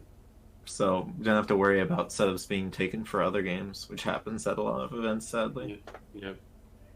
But Okay. Yeah. and then your rooms are all pretty much near each other because it's all a giant like circle. So you just have to walk down however many buildings, but it's not really that far. And then there's the giant pool in the center. Come to the pool party next year. Yeah, I was gonna ask. 'Cause apparently there was like some big pool party for you guys or Oh something. my I gosh, hosted was it, yeah. legendary. We played a quick match on Datagram's hotspot. That to me does not sound like what I do at a pool party. TBH. Oh, it was so fun. It's more of a We- poolside party. But Yeah, it was a everyone in the poolside pool. party. Did but- did anyone go in the pool? Yeah. Yeah, quite Okay. a few. Okay, then Okay, just double checking. This is a pool party, so Yeah, but the party poopers canceled Yeah. it early. It's fine. Yeah, It we ended got at like we got 12:31 broken. or something. you got I one. mean, I fully expected that to happen. Yeah. I know how Yeah. loud everyone gets. I'm like, these people are gonna be like, "Yo, stop yelling." Yep. But they were nice. It's not like they yelled at us to leave or anything. They just had security wait around until everyone left. Yeah. So, They- I had to Security prod, follows. I had to prod a lot of people because I was like Yeah. responsible for it, and so I was like cleaning up and stuff afterwards. But We're- Better than CB where they took all the booze. Wait, what? Yeah, apparently that was Yeah. a thing. That sucks. Wait, they But took the alcohol from your rooms? no, from No, the from- party. Oh, okay. party, yeah. Okay. But this kind of also leads into your answer for the best parts majors. But I had a question for you personally, which was, did you meet anyone at the Seotaku that you normally only see online, or somebody that you maybe hadn't gotten to know too personally? And if you did, how did that go? Like, how did that conversation go? See, like someone uh, specific to this Otaku, someone you never met before. Yeah, or if you had met them and just got to know them better. I'm sure I have. I can't like remember right now. Like I said, I'm on generally good to great terms with most of the community, so I already know most of the community. Yeah. Yeah. Let's travel out to these events. It can be hard to like remember everyone when you go to events too, because Yes, that's for Yeah. sure. there's like so many people, and I would usually try to like meet as many people as I could and touch base with like everyone I could. So sometimes like you just like meet people and be like, oh, I didn't expect to find you, or like you just meet so many people and not remember. I don't Mhm. blame, but like no, yeah, like I'm I kind of was just sad curious. I missed talking to Cuban Chris because oh, he travels so far away. okay. Have you ever talked with him much before? No, because he Okay, travels from far away, so it's not often. maybe Cuban Chris, you're on notice. Next time you're at another major with Cloud, Yeah, you gotta talk to exactly. him. Got to talk to Cloud. It's been confirmed. I'll find him. Fine. So, we do have some more questions. So, Soft, do you want to Mhm. handle this one? Yeah. So Cloud, how did you get into fighting games, and/or like what got you into Skull Oh. Rolls? If that was your first game, like what got All you into right, we're fighting going games? to the deep lore. Yeah. All right, so let's see. I think it was 2011, which is when the game came out, or 2012. 2012. Okay, that's when Vanilla came out. All right, Yes. so it's 2012, and this is when UMVC3 came out. Mm-hmm. So I'm at college, and there's like fighting game players there. Yep. Before this, the only competitive games I played were like card games, like Yu-Gi-Oh and stuff. Oh. you By played this point, Yu-Gi-Oh? what? Okay, you played Yu-Gi-Oh? Yeah. Okay. What deck For did you only like maybe a year, because my friends that I got in my senior year of high school, Oh. when we graduated. Okay. We hung out a lot, and they played Yu-Gi-Oh a lot. So I played for like a year after that. But then Do you remember what you played or? Dragoonies, before Dragoonies were insane. Wow. But, Yeah. and then I also never- played what are they called? I really liked this archetype of fairies. Came out 2012ish. With fairies? The moon, something Oh, like moon. the Agents. Lightsworn? Agents. Oh, the agents. Yes. I liked Agents a lot. Anyhow, but at this time UMVC3 came out, Mhm. and it looks really fun. I had been watching people play fighting games. Before this, the only thing I really played was Smash. Okay. So for a good, I'd say half a year to a year, I'm like playing it online, and I didn't know the FGC existed by this point. So I was just playing random people online, and the saltiness comes quick in Marvel. So like I remember being really upset at like fighting games, but eventually, towards I know SDE just came out. Mhm. My friends said, "Oh, check out this game, Skullgirls," because it had a really cool aesthetic, and my friends at the time like really liked the aesthetic and liked the game, so they bought the game, and then we would play it whenever we hanged out on the weekends.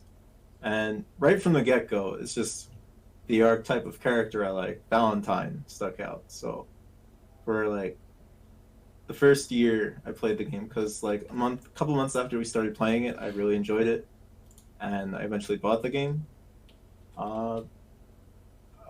Sad thing about that was after playing Valentine and like really wanting to improve, I eventually started beating my friends and then they quit. So Oh. the thing that happens when you win too often, your friends just don't want to play fighting games anymore. I think a lot of people have some experience with that. Yeah. But I still don't know the FGC exists or anything. I don't even know what a reset is, or because I mean, in SD you didn't really need resets. Right. But for a good half a year, I don't really do much with Skullgirls. Like it's just sitting on the hard drive. Because I didn't know anyone to play with anymore. So I was like, oh, that kind of sucks. Mhm. But I do remember getting in a call with some person who like messaged me on like PSN online, where I heard Wing talk. Wing Zero. Like Wing was in this call. I didn't know who Wing was at this point. This was like a year or so before I even met Wing. Yeah. But I just remember it being Wing, which is hilarious. Yeah. But yeah, eventually around, I think it was January or February, just out of the blue, I was like, oh, I wonder if they have Skullgirls tournaments anywhere. And I just Googled it. And then I just noticed, oh, New York area, there is an event hosted for TSB, which was the New York local. Yeah. And I decided I'll actually go to this. So I remember it was I don't remember what I think it was a Saturday morning. The old TSB. Yeah, What? I think Team Stick Bug is usually like Saturday morning stuff. Yeah. Yeah, the old TSB. It's like 4th Avenue, 42nd Street, or something like that. It was near 4th Avenue. Might have been 5th Avenue. Anyway, I remember showing up, being like all kind of awkward because I know no one there.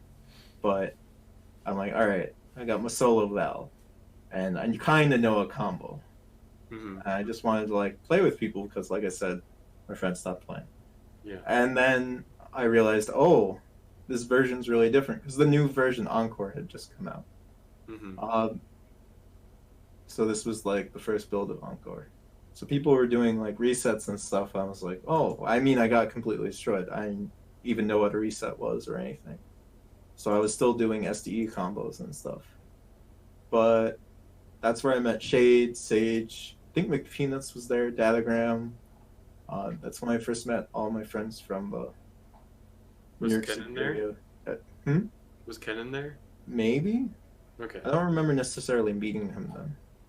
I just but- assumed. Yeah, like Yeah. it was either weekly or monthly. Like we would have events, and over time we just became friends, and now they're really good friends. And yeah, that's how I entered and realized there's an FGC, and then that's kind of history from there.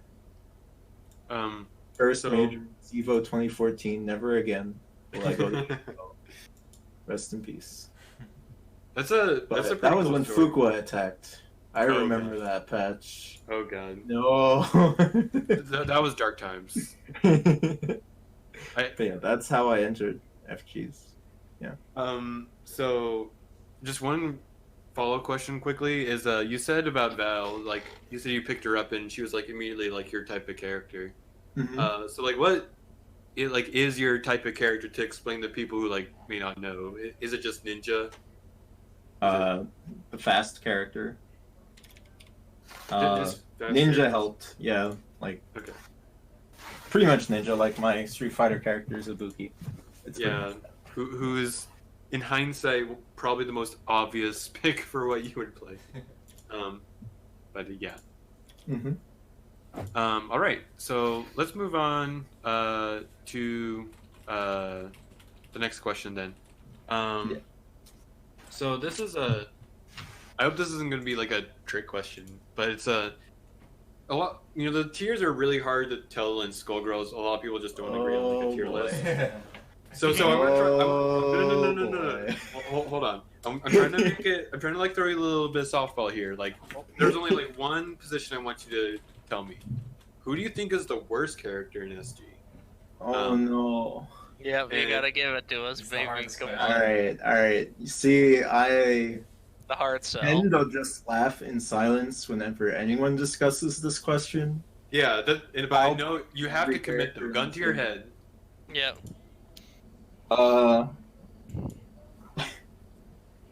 The worst character in Skullgirls. Like what and why do you think they're the worst? What do you think they would need to like potentially like be not the All worst? right, I'm gonna give a meme answer. Actually, no, I can't even say that with a straight face. Never mind. Valentine sucks, but Valentine. Necrosurge 2014. Thank you, Necro. But Old school but references. really the worst. That's honestly really. I can give you like 4, kind of. You can just pick one of the 4 and Yeah, like pick one of the 4, Mm. or you can give us all 4 and then say which. if you think they're all the worst equally, then Actually, I'd say between Squiggly or Philia. okay. So why do you think that they're the worst? Or like why would you put them there? So, really, just Philia. She lost all her disjoints. Her range in general is really poor. Like her air throw range is really bad. It's mainly that this game, as you like optimize it, like early damage it's like damage per undizzy spent becomes really important, especially in resets. Yeah. And the thing is, like, optimal reset timing for Philia is literally after 2 or 3 hits. Yeah. If you do the math and you like I've been like researching like Philia routes and stuff since I'm playing her a lot more now.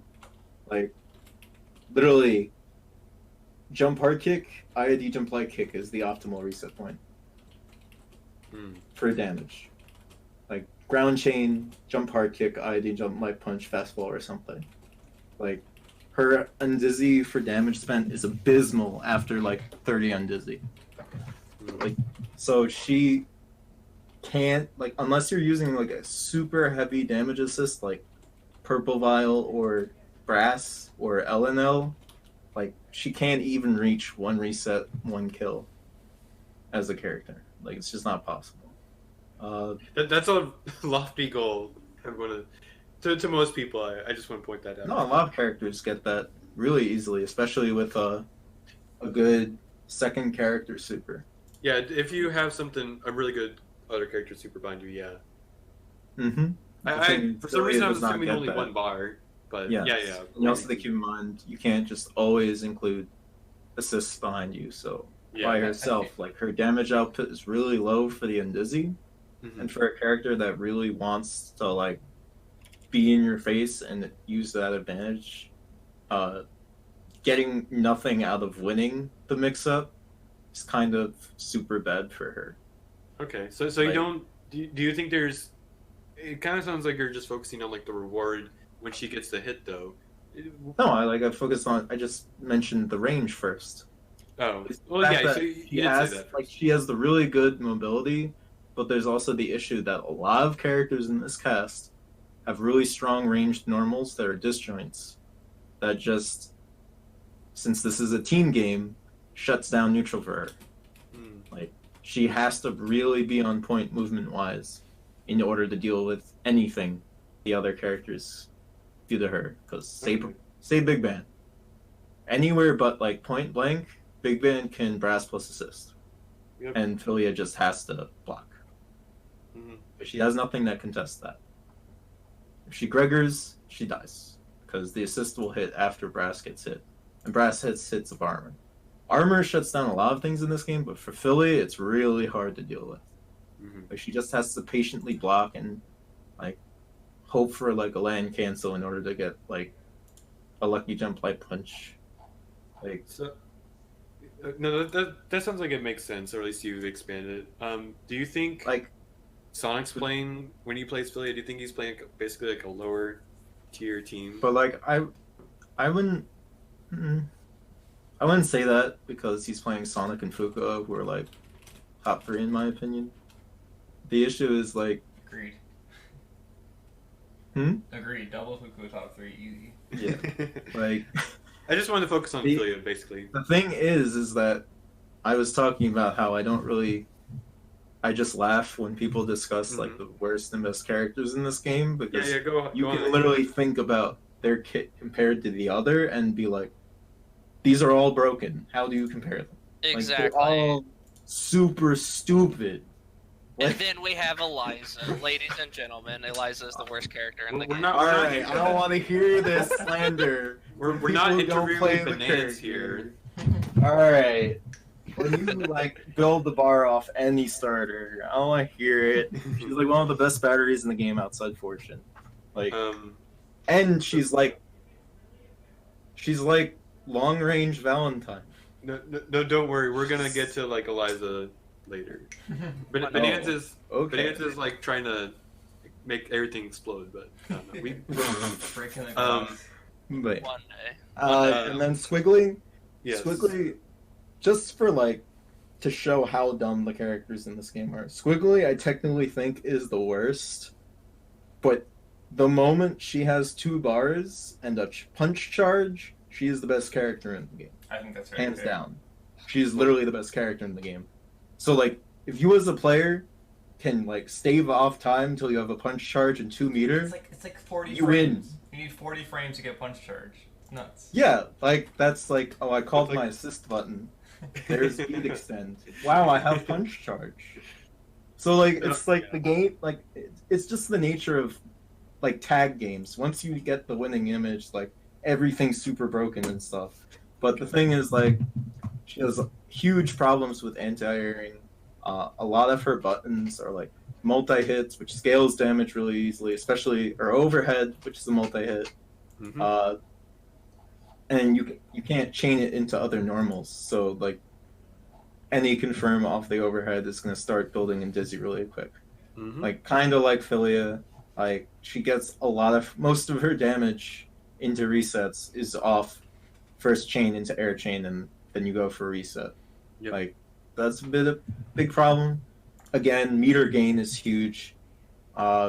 Since both of them scale their damage really heavy, they also scale their meter gain and give their opponent really good meter gain as well, which is Kind why of they the have to Robo reset. problem a bit. Hmm. Yes. However, they don't chip you to death from full screen. Who So are the they don't. quick That's just a question? different matchup discussion. What? Quick question, like who are the Mhm. characters that build meter the least for the opponent per reset setups? Please don't tell me it's Bayo, or I'm gonna cry. I mean, it really depends how long you're doing a combo. I would generally Pretty say much like Bayo. But if you do a multi-hit after 8 or 9 hits, it's giving them way more meter than you're gaining. Hmm. It's something Okay. like that. But a So lot of probably- characters just have multi-hits as their combo fodder. So Right. Okay. like they can't really avoid it if they want to do any damage at all. Okay. I would say it Like- actually is Bayo, but it's probably Bayo or Bella. I would say are the two. I mean, probably both because all their attacks are mostly single hit. Yeah. Yeah, definitely like Yeah. I could see Bella being like this. Like that's why Okay. Bella's like one of 2 characters that can build a bar off Before of they just do. crouch light kick. Yeah. Yeah. No, like it will build just a bar in general yeah. off of a combo. Yeah. Like She's really because- easy to be meter positive on a lot of combos. mm-hmm. Okay. That and run stop's kind of dumb, but we don't have to talk about it. Yep. Different discussion, different time. And speaking of Mhm. that, we're going to go ahead and move on. So, Okay. you can play a lot of different teams and a lot of different characters. So, why have you settled on this one in particular? I wouldn't say it's solid. I'm just saying it enables Val the most. I mean, the thing I was kind of upset with Val Philly Double is that as I was playing, like new teams, Sage, Sonic were playing, other people were playing, like the new characters were coming out. We were seeing what they were capable of. Like damage output is something. So people think like, yo, Val does all this damage and shit, but she really relies on getting vials to do that. And Bella obviously is the only assist where you can combo afterwards with OTG and get 2 vials per combo, which is really good for a variety of reasons that I can go over it extensively. But mainly it's the fact that she can abuse level 2 orange vial, she can abuse level 2 purple vial, and she can get level 3 green vial off of 1 full combo to set up kills and stuff. Like, it's more of the fact that Bella helps optimize point Val to a point where she becomes like God, essentially, in the game. Like, oh, I got an air throw. I guess I'll get my 3k and kill, says every other character. I mean, 3k and reset, says every other character. Valentine says, oh, I threw all the way at the top of the screen, time to literally deplete your health bar for 3 meter. Like, Yeah. like, it's that much of a difference between, all right, I'm Val, and what does Philia give me? Oh, I have updo that fails all the time. And to Excella, where it's like, oh, your character literally died because you were asleep it is at kind of like crazy. super jump orbit. Like, It definitely is kind of crazy how like you'd think the DP assist would be like kind of better at anti-airing, but I definitely always feel no. much more scared of Like, just like as Excella. you get comfortable in the game, like over time, you kind of see this like more in like kind of like in Marvel. Over time, you'll see like more variations of teams and stuff, because as people get more comfortable being in the game and playing in the game, like at the end of the day, if you can block what they're doing, you can block, and you block them, and then you didn't get hit, and then you have options. The issue is like once you're like not comfortable a game or your DP option is that broken, like if Philia had beat extend, we wouldn't be talking about this. The issue is not every DP is beat extend. Up to is generally a lackluster assist because if it is blocked, it is 100% being punished. Like it's super laggy. It hits only straight up. And yeah, but if it was like beat extend, then you'd be like, why don't you run this assist type of thing? Yeah. The thing is I'm gotten to a point in the game where I'm so comfortable defending that I don't like the assist because it fails when you really do need it, which is like down back call assists up close or as a reversal. Like, say they're above me and Bella's doing jump medium punch. I want my assist to actually work instead of, wow, it got hit. And then I get mixed up. Like, rather than, oh, Excella will likely grab this, because if you look at Excella's hitbox, it's a really strong anti-air. It hits really high up and above you, like up and forward. It's a really good anti-air assist, which is better than I'd say than a DP assist, where its real benefit is being invincible and working up close, like when they're inside you, like hitting you on your block and stuff. The issue is that Updo isn't as reliable, or like Valentine and Fortune don't necessarily work, so her DP wouldn't even really think of using it with her type thing. Really, I just don't think Valentine needs a DP assist. I mean, it's the reason why Valentine doesn't need a DP. That's why she doesn't have one. She has her tool set that is in the complete opposite direction. She doesn't even need to be near you and she has the tools to not be near you. That's Yeah. why I think she's the best character in the game. You can And play that's why I really play her. patiently with her. Mm-hmm. And patience is generally rewarded. That's generally what a lot of people have always complained about Fuqua being really strong for, is that Fuqua can play very patient. Mm-hmm. So definitely an understandable point from you. So glad to hear your thoughts on it. This also kind of leads into our final question for you, and that is, what do you think the SG end game is? We kind of talked about it a little bit in our Combo Breaker episode with Sev, but where do you think that things are going to like shake out in Skullgirls in terms of playstyle, meta, things like that? To be clear to everyone, when we talk about endgame, we usually just mean assume like SG's still played like 5 years or whatever, and we're gonna like look at what the top players are playing. We're going to be the general patterns that are like most people are doing, or what's prevalent. That kind of emergent endgame is what I think people talk about. Or like what would ideally it would be if people are playing the most optimal, going forward that route kind of stuff. I think as the game, because the game is still like players are evolving. Like I think endgame Skullgirls is like just optimizing everything, optimizing damage off any stray confirm, optimizing like your BNB to be the most damage it could possibly be, or actually knowing high damage routes to the point where they just become second nature, like the route I have with Valentine Bello. Then also being comfortable to explore more things than just what you're comfortable with or what you're used to. Like when you're playing online and people aren't blocking the things you're doing, you tend to just always do the things they're not blocking. And that's not a good thing, because then you can become predictable. And then a better player will realize that you have a habit of doing that. And when they see a setup, they'll have a counter ready. Like we were talking about, like how Gelato couldn't really be mad with Rabble beating him because he had like specific counters to what he could do. Mm-hmm. As more players like actually lab counters like those, people are gonna just be hard pressed to like optimize everything, neutral, combo game, reset game, all that. Like the resets and like what we have now are really strong, so people just tend to like rely on the same few resets, or like rely on their assists to carry neutral for them. But as you know, defense is really strong in this game, and like I think there's like, I'll be honest, I think I'm one of the only characters that has like fully explored defense in the way.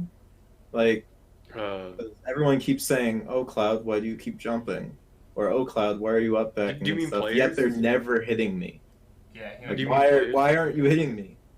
Like, if I'm just jumping and up backing, I should be getting hit, right?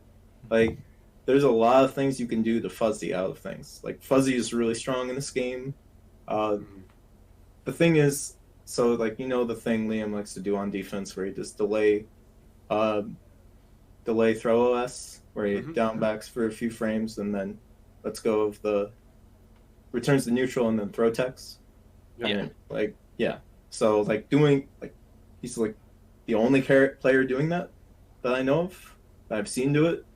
Yeah, there's a couple more people others, start doing yeah. those. Like I don't even regularly see people fuzzy jumping. Like that's like one of the basic strongest tools in this game is fuzzy jumping, because of how much advantage you get while being airborne in this game. So as more people like optimize defense as well, it's gonna like force people to like be really clean, like be more clean than you have to be now, really. Like, and then it will put like more of an emphasis on being really strong at neutral. Like I still don't think like even I'd say like 10th, maybe even less of players, even like the good players of this game, have a full understanding of what they need to do on defense.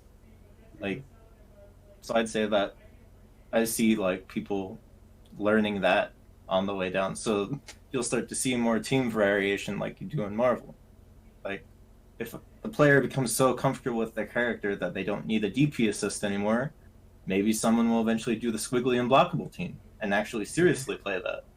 That's still in the team, and that's really dumb and broken. Like, It is. that's something worth playing the team for. Like, but I don't see anyone running that.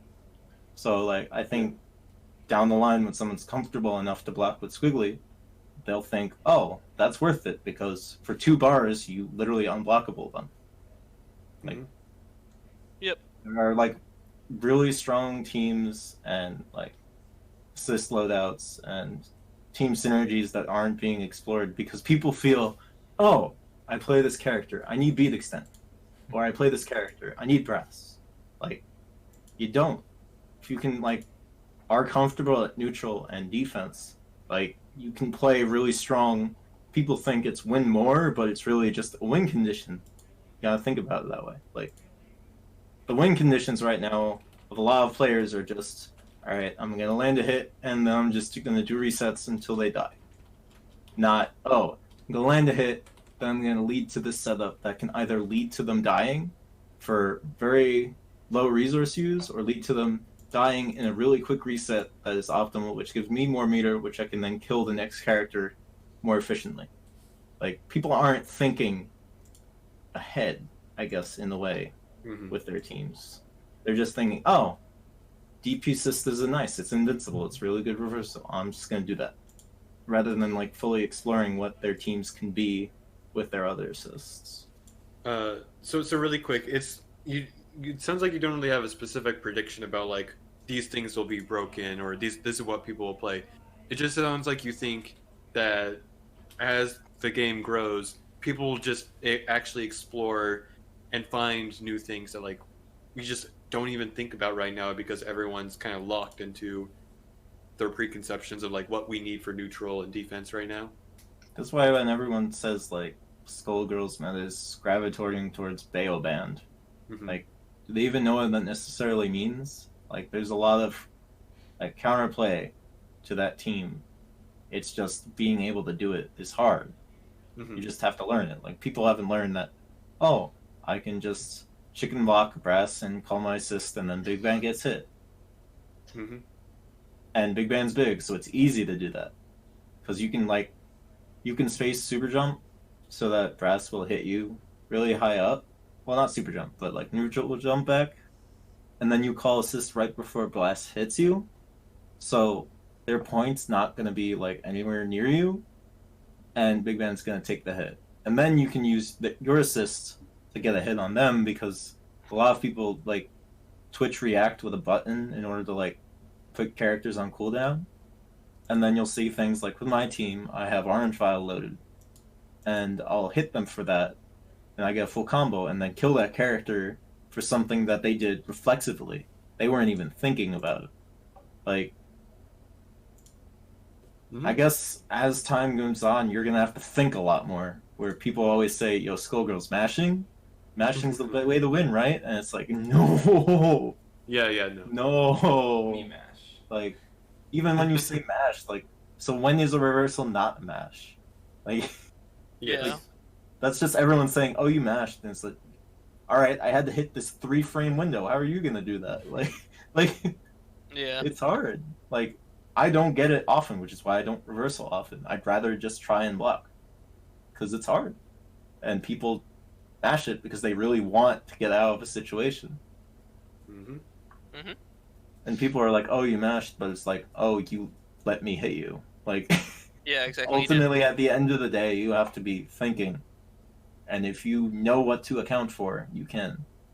Do you think... You can't necessarily be 100% accurate with all these things. You can't be a robot. But, like, as long as you know what to work on and what to look for, you can excel. Like I said, all these characters are broken as hell. So there's a lot of dumb stuff you can do with characters you like.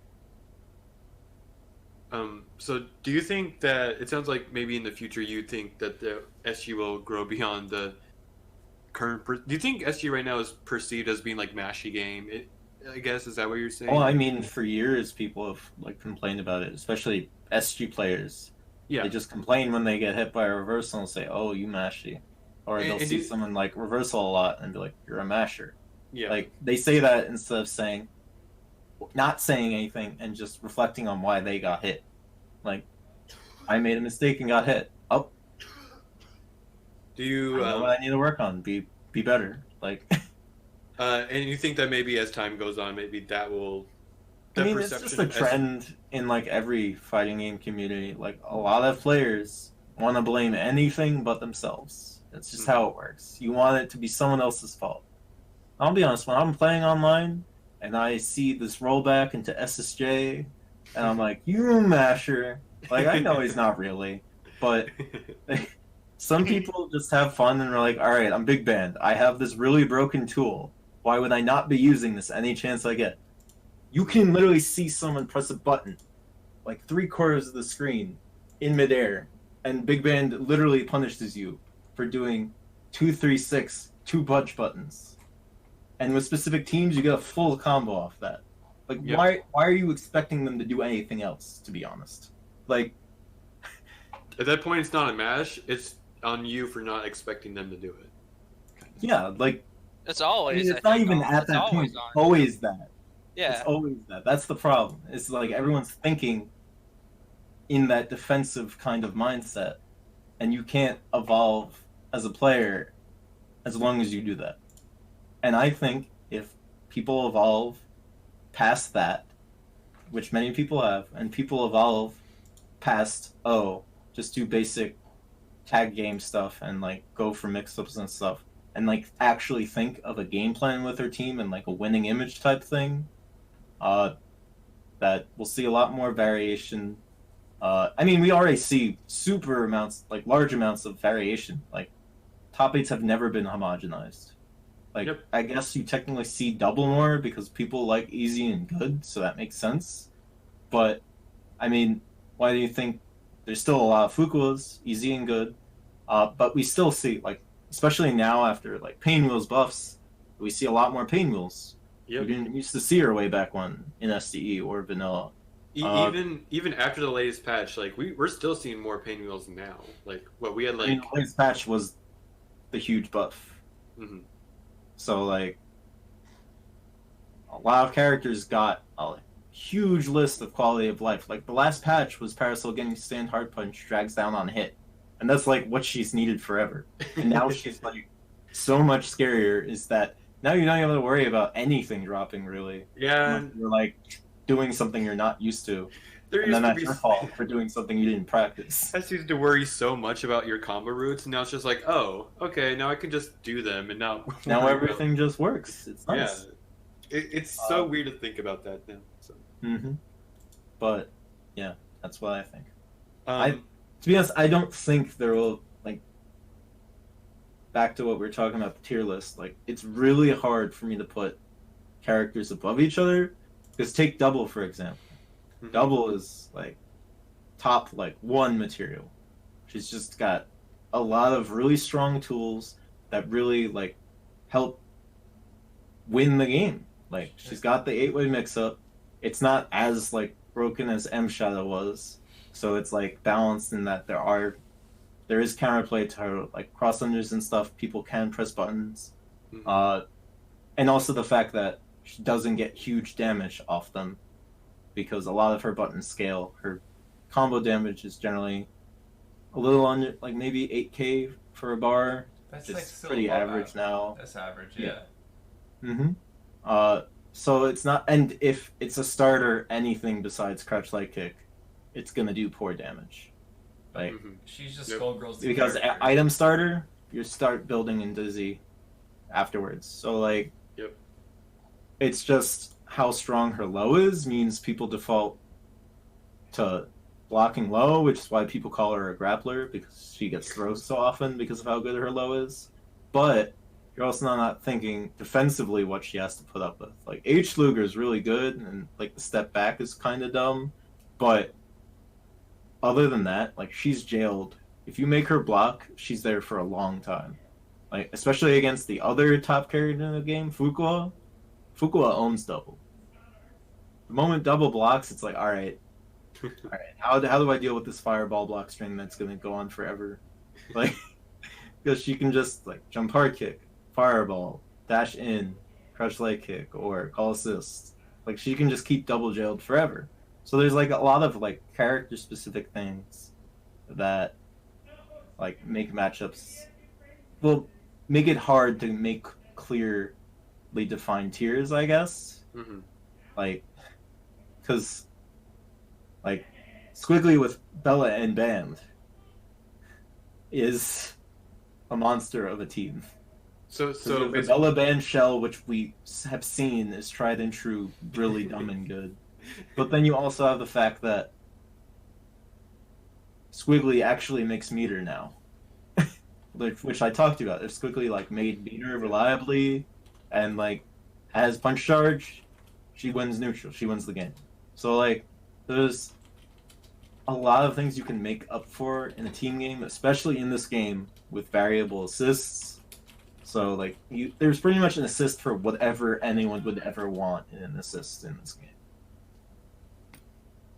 all right, Awesome. that's well said. But I didn't even say the point. The point is that I don't really think tiers for characters. I think shells are gonna be more important, and there will be like top tier shells, like characters together, more necessarily than characters by themselves, because a lot of characters together with an assist behind them function similarly, like Philia with LNL and Fortune with LNL function absurdly similar to, like, say something like Wolverine and an assist that just puts a hitbox on the screen. That's all Wolverine really needs. Like, so like shells, like I think there are top tier shells, and maybe the game will gravitate towards those, but there are other characters that can emulate those shells, and Okay. not necessarily you can pick those two characters and have those benefits of that shell type. Mhm.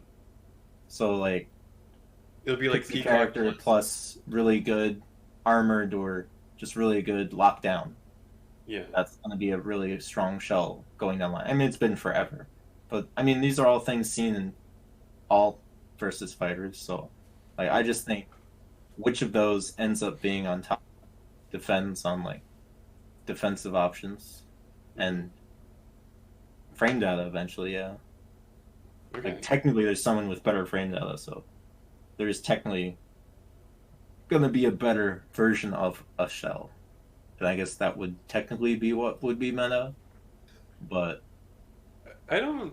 Well, I mean, every character. I don't know. We don't see the skill at that point yet, so we'd have to wait for that. I think the characters like will offer a bunch of different tools depending on who they are. So it won't just come down to frame data. Just this character is outright better than another. Mm-hmm. At least when I think about like certain comparisons, I was thinking of like one example of a shell would be like Peacock plus some assist that like lets her set up item drop loops, right? Mm-hmm. You know, let's say that this is a top tier shell like in the future. There's a lot of assists that give Peacock. I mean, advantage. Peacock Extend is already a top tier shell. Like Peacock Extend, but like Peacock Extend doesn't give you the same reset routes that you get from like from say like what Peck does with Peacock Robo or Peacock plus any grounded sort of item drop reset giver. Those ones give you access to a bunch of different resets, which are also really good. And I just mean, different. yes, it characters in does. general. Yeah, and there are a lot of them. I would say are pretty good. It's basically all of them like work differently, and these characters also give you different tools that. I mean, It keep in doesn't, mind, like, Big Band's it's still invincible. It's humongous, and that's a really good benefit for Peacock because she's so tiny. So I mean, I'm not saying it's not good. I'm just saying that like there would be like benefits for some other assists too. That like.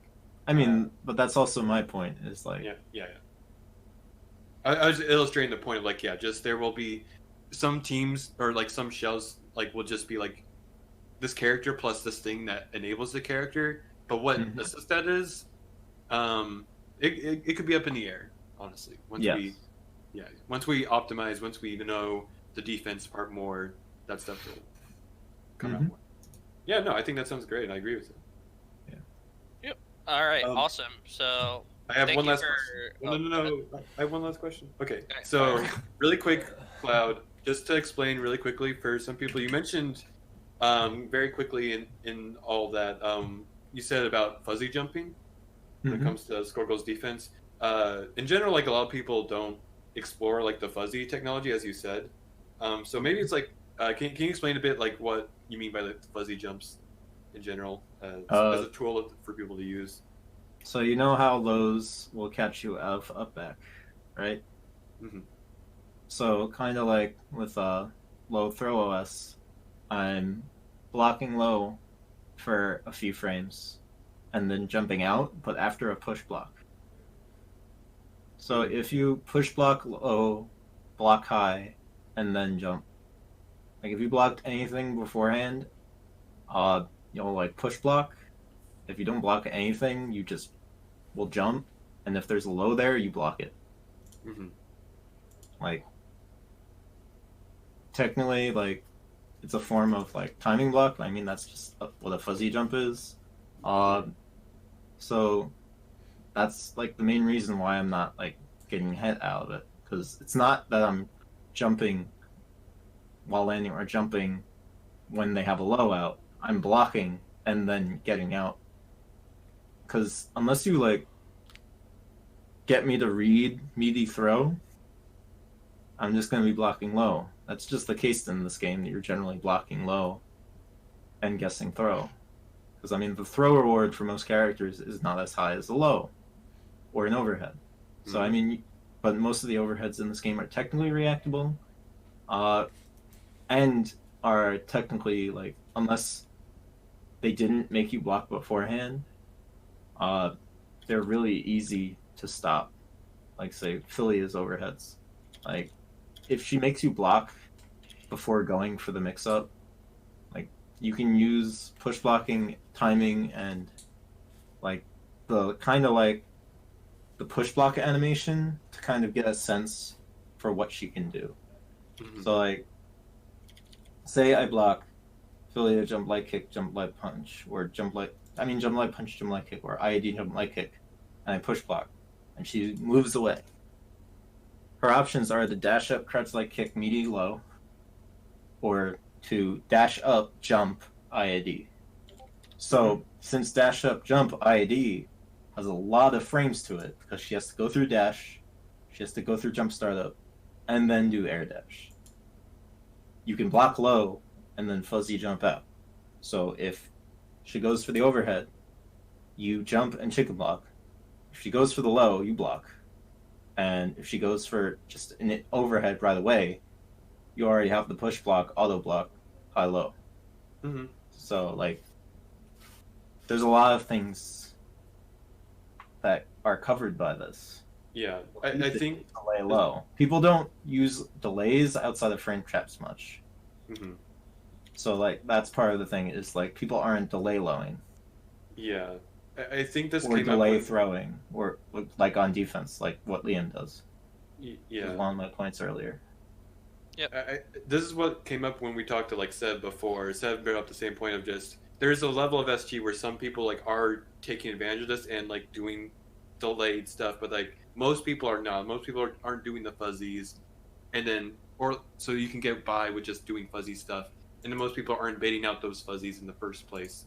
So there's quite a bit of people to catch up with on the defensive side and this counterplay. So no, thanks for explaining it, and hopefully we have more people think about doing this and like getting into it. So Yep, that would be awesome. So thank you so much for coming on to the show, Cloud, but we got to wrap up here soon in the interest of time. So before we go, though, would you like to plug anything? Twitter, YouTube channel, anything of the sort? Twitter's CloudKing211. My YouTube is, I think it's Akira Xion. We'll link it. I link it in my Twitter, I think. Okay. It'll be in the description. The YouTube video. Yeah. I guess my tag shows up as CloudKing or whatever on like the video sites if you want to watch any of my games. I stream usually Tuesdays, Thursdays, and Saturdays. Nice. And hope to see you at the next tournament, I guess. Yep, and thank you for being also, I'm always available to help learn Skullgirls. Like I said, I play every character, so if you want to learn anything or get new resets, because it's always good to vary what you do, just hit me up. Hit 'em up. Yeah. So, thank you so much for being on the show, and I think we are going to wrap up here. So thank you all for watching, and I will see you all next time.